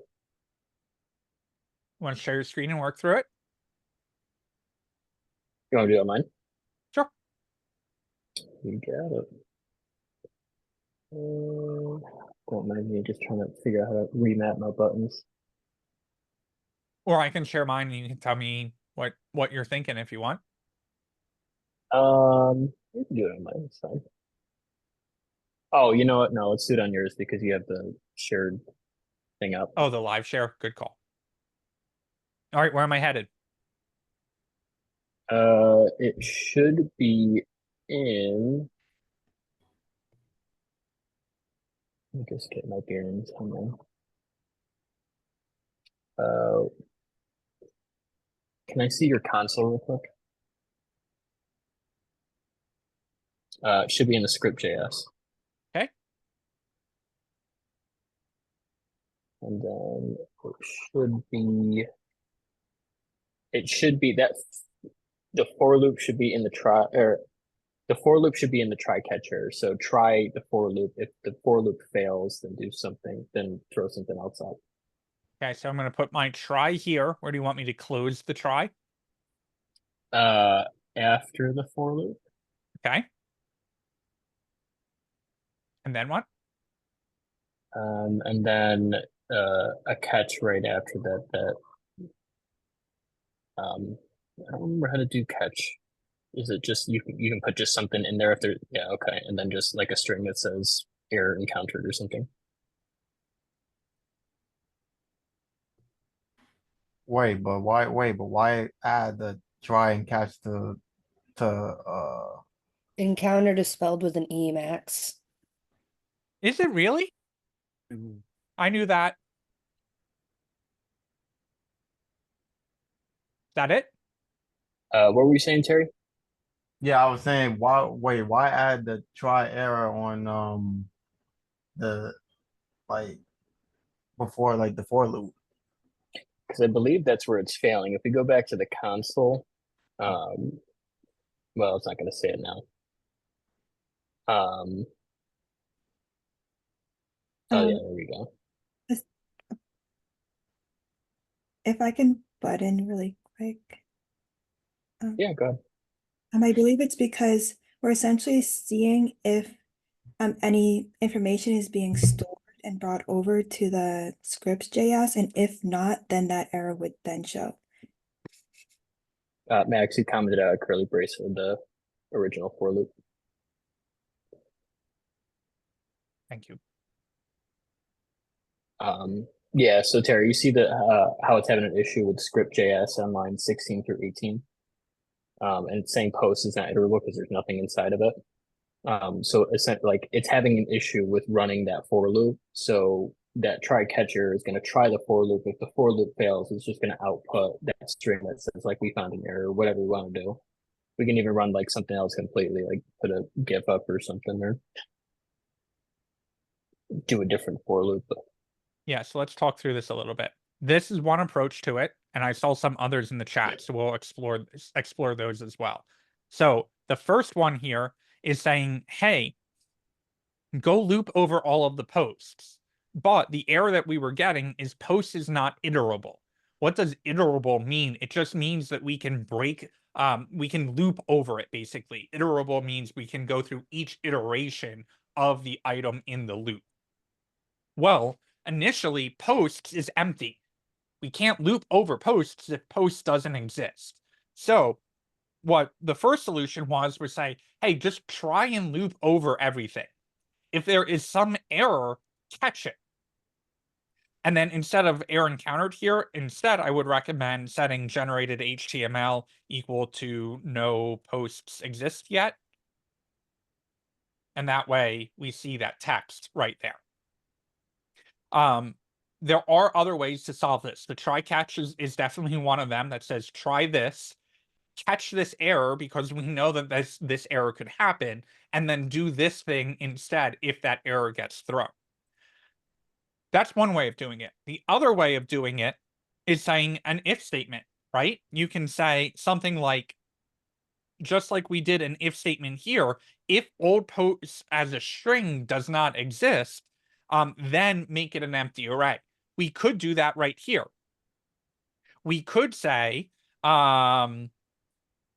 if there is not posts as a string, then generated HTML should equal no posts exist yet.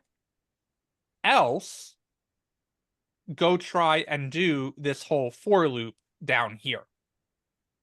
That would also work. I like that approach a little bit more because we're kind of heading off the error before the error happens. So I'm going to take the try catch out, but the try catch is an entirely valid approach to it. And try catches are an important concept to know. But this is just a different way of doing it. It's saying, hey, explicitly check to see if the post as a string doesn't exist. If it doesn't, then skip the entire for loop. Don't even try to loop over it. And set the generated HTML to this other thing instead. Then there is a question of, can we use a ternary operator?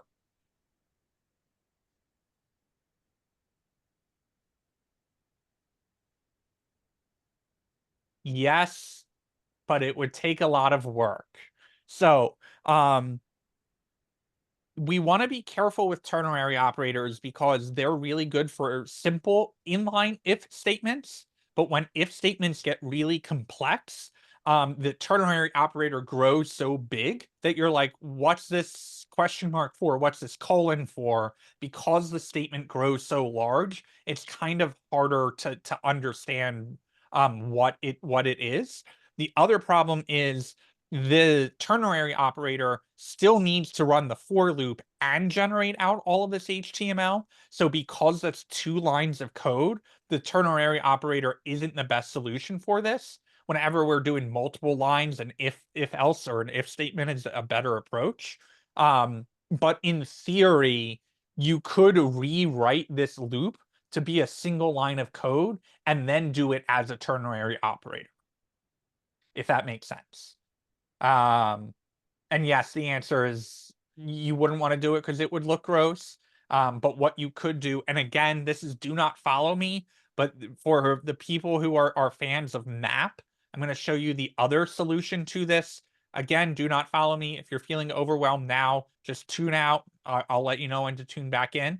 But what you could do is you could say, I'm going to comment all of this out and say, generated HTML, if there is not posts as a string, then make it equal to no posts yet.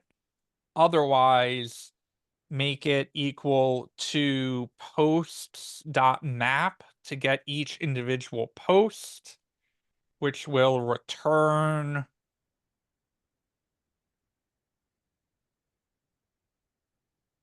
this whole ternary operator, or this whole template literal, excuse me, and then join all of those together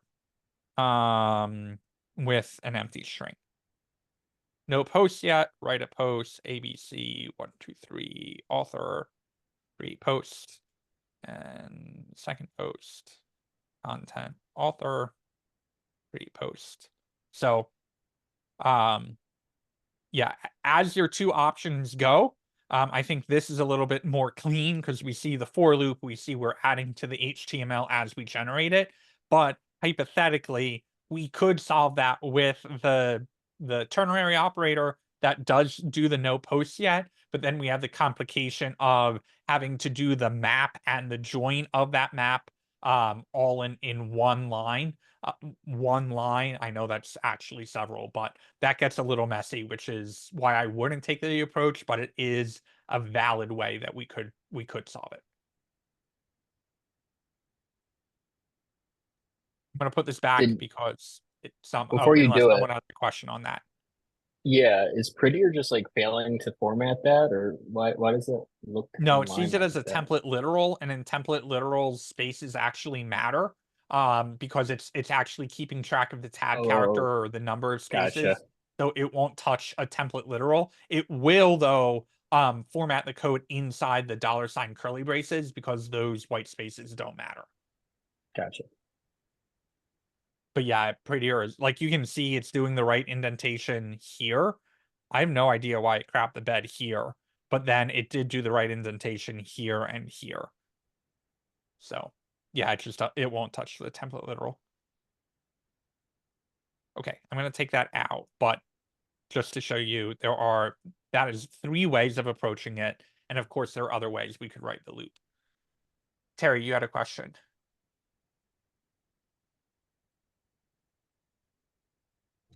Yeah. What I noticed with like where your error says pose is not iterable, but mine's the same pose is null. Is that kind of like the same thing? Yeah, this if statement will check to see if whatever post as a string is false or a falsy value. So a falsy value is undefined, null, 0, false itself, or an empty string. Joe. Could you put your code back up for a second? Sure can. So can you just go over one more time why you'd prefer to catch the error beforehand with the if else versus the try catch? Yeah, I mean, I wouldn't look at a try catch code and just be like, like that would have been perfectly acceptable for me. what I like about this instead is that it's explicitly telling you what you're catching, or what you're trying to solve for, right? So Oh, in this, gotcha. we're saying if the way we read this, the exclamation point is not.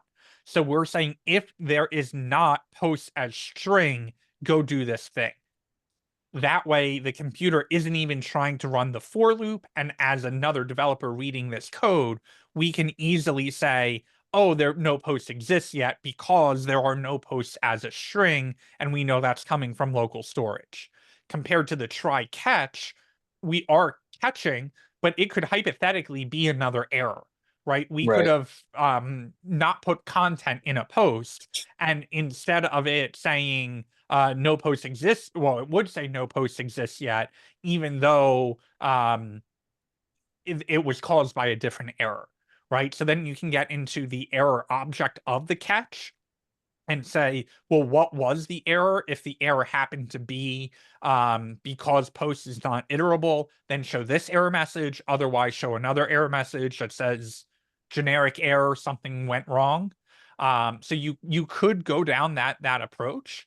But I just like the if statement more because before we even have the error, we're explicitly saying check for this first before an error could even happen. Is it generally more oh, I shouldn't say acceptable, but like is it convention to check for specific errors versus the kind of like the casting a wide net for any errors? Or is a way to do like program like this where like you have like the most likely error, which is there's no posts in the array, and then have another try catch that catches anything else? Yeah, that's probably the better approach, right? So like you could put a try catch in this. You could also, the scope of your try catch matters. So you could actually put a try catch in the for loop as well, and say catch if there's a problem with a specific post, and that way all the other posts will show up, but just this one will say that there is an error with the post. But yeah, it doesn't really matter if you do the try catch versus the if statement, but in your catch it is generically a good idea to check to see if it's a known error and then have some kind of fallback of a generic error message that shows up. It should look like this in the browser. It should be showing our posts, and we should have no errors in the console. And even if we clear our application local storage, it will also show the no posts yet message. So if we clear this out and refresh, we get no posts exist yet.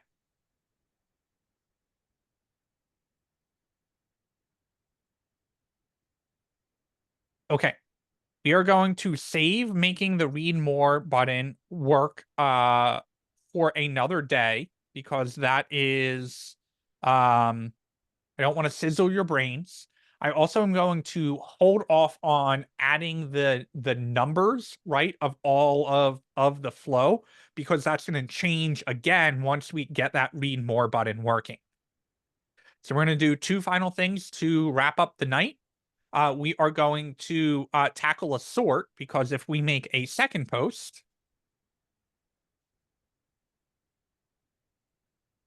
with content and an author, if we were on a traditional blog site, the newest post would always show up first, right? And so we can implement that sort function. So what we're going to do is we're going to go into where our posts are, and we want to sort them out before we do this for loop to generate everything. We need to be careful here, though, because we don't want to do the sort before we check to make sure the post as a string is not empty, because we can't sort an empty thing, right? And so we're going to come down into this else statement, and we're going to say, actually, I need to modify my const here to a let, because I need to be able to update that variable with the new sorted algorithm. And then down in my else statement, I'm going to say posts is going to equal my posts dot sort. And sort is a method that is built in, and it kind of has some weird syntax because it's actually a loop that is running through the array to sort everything out. So what we do is we get access to A and B. The first thing that we're comparing in the sort compared to the second thing that we're comparing in the sort. And that is going to return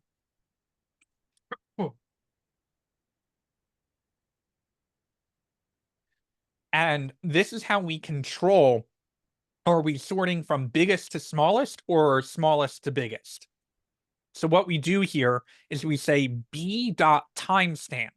That timestamp is coming from the date dot now that we set right here. And we're going to subtract the b timestamp from the a timestamp. And now our second post is before our first post. And if you make a third post, you should see the third post, it should go third, second, first.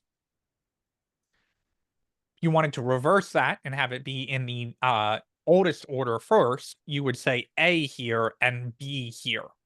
So basically what you're doing is you're declaring the sort algorithm, and you're saying, hey, which one of these is bigger? And based off of whichever one is bigger or smaller, that's how we control the order of the sort.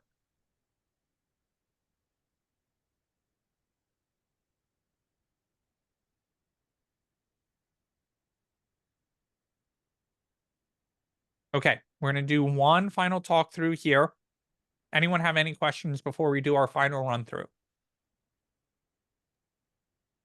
Yeah, I was gonna ask, for the timestamps for sorting them, is there a reason we don't use numbers like using a 0, 1, 2, 3? Or is it that just easier to do?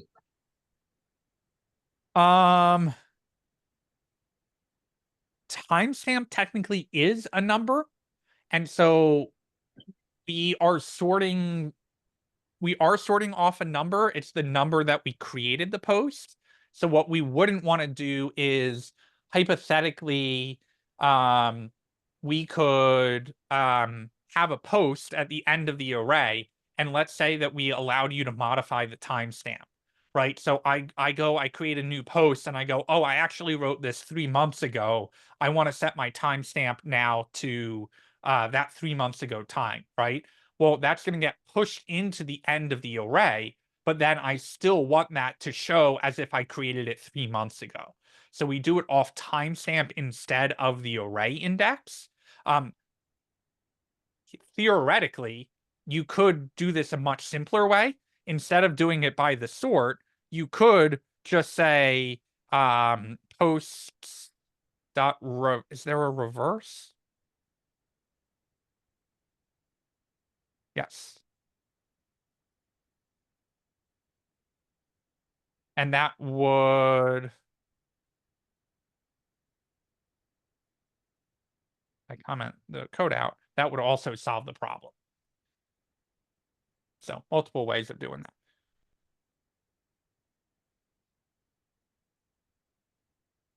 Okay, you know what? I think we should call class early. We'll do a run through as a review at the beginning of next class. So that way we've got the code fresh in mind so we can figure out where we're headed next. I'm going to let you off, believe it or not, a full 10 minutes early tonight. And I will see you all at OpenHack. We will comment out all this code. We'll also do a visual diagram going through all of this on Wednesday. To pick this up, we got to get the read more button working. We've got to get the delete button working, and we've got to add in a login screen so not everyone can create a post. So a lot more to accomplish on this project, but hopefully this has given you a good taste of JavaScript. If you have any feedback, fill out the 30-second feedback form. Otherwise, I will see you at OpenHack 6 o'clock, but Jordan's coming in at 5:30. So if you'd like to talk to a real world recruiter, head in at regular class time. Oh, and the first 30 minutes, I will try and have the Zoom room set up for Jordan. So if you cannot attend in person, but you still want to meet Jordan and talk to him, I will have the Zoom room open. And mentors are still on the list. I have not forgotten about them. All right. Have a great night, everyone. I'll see you. Peace out. Have a good night.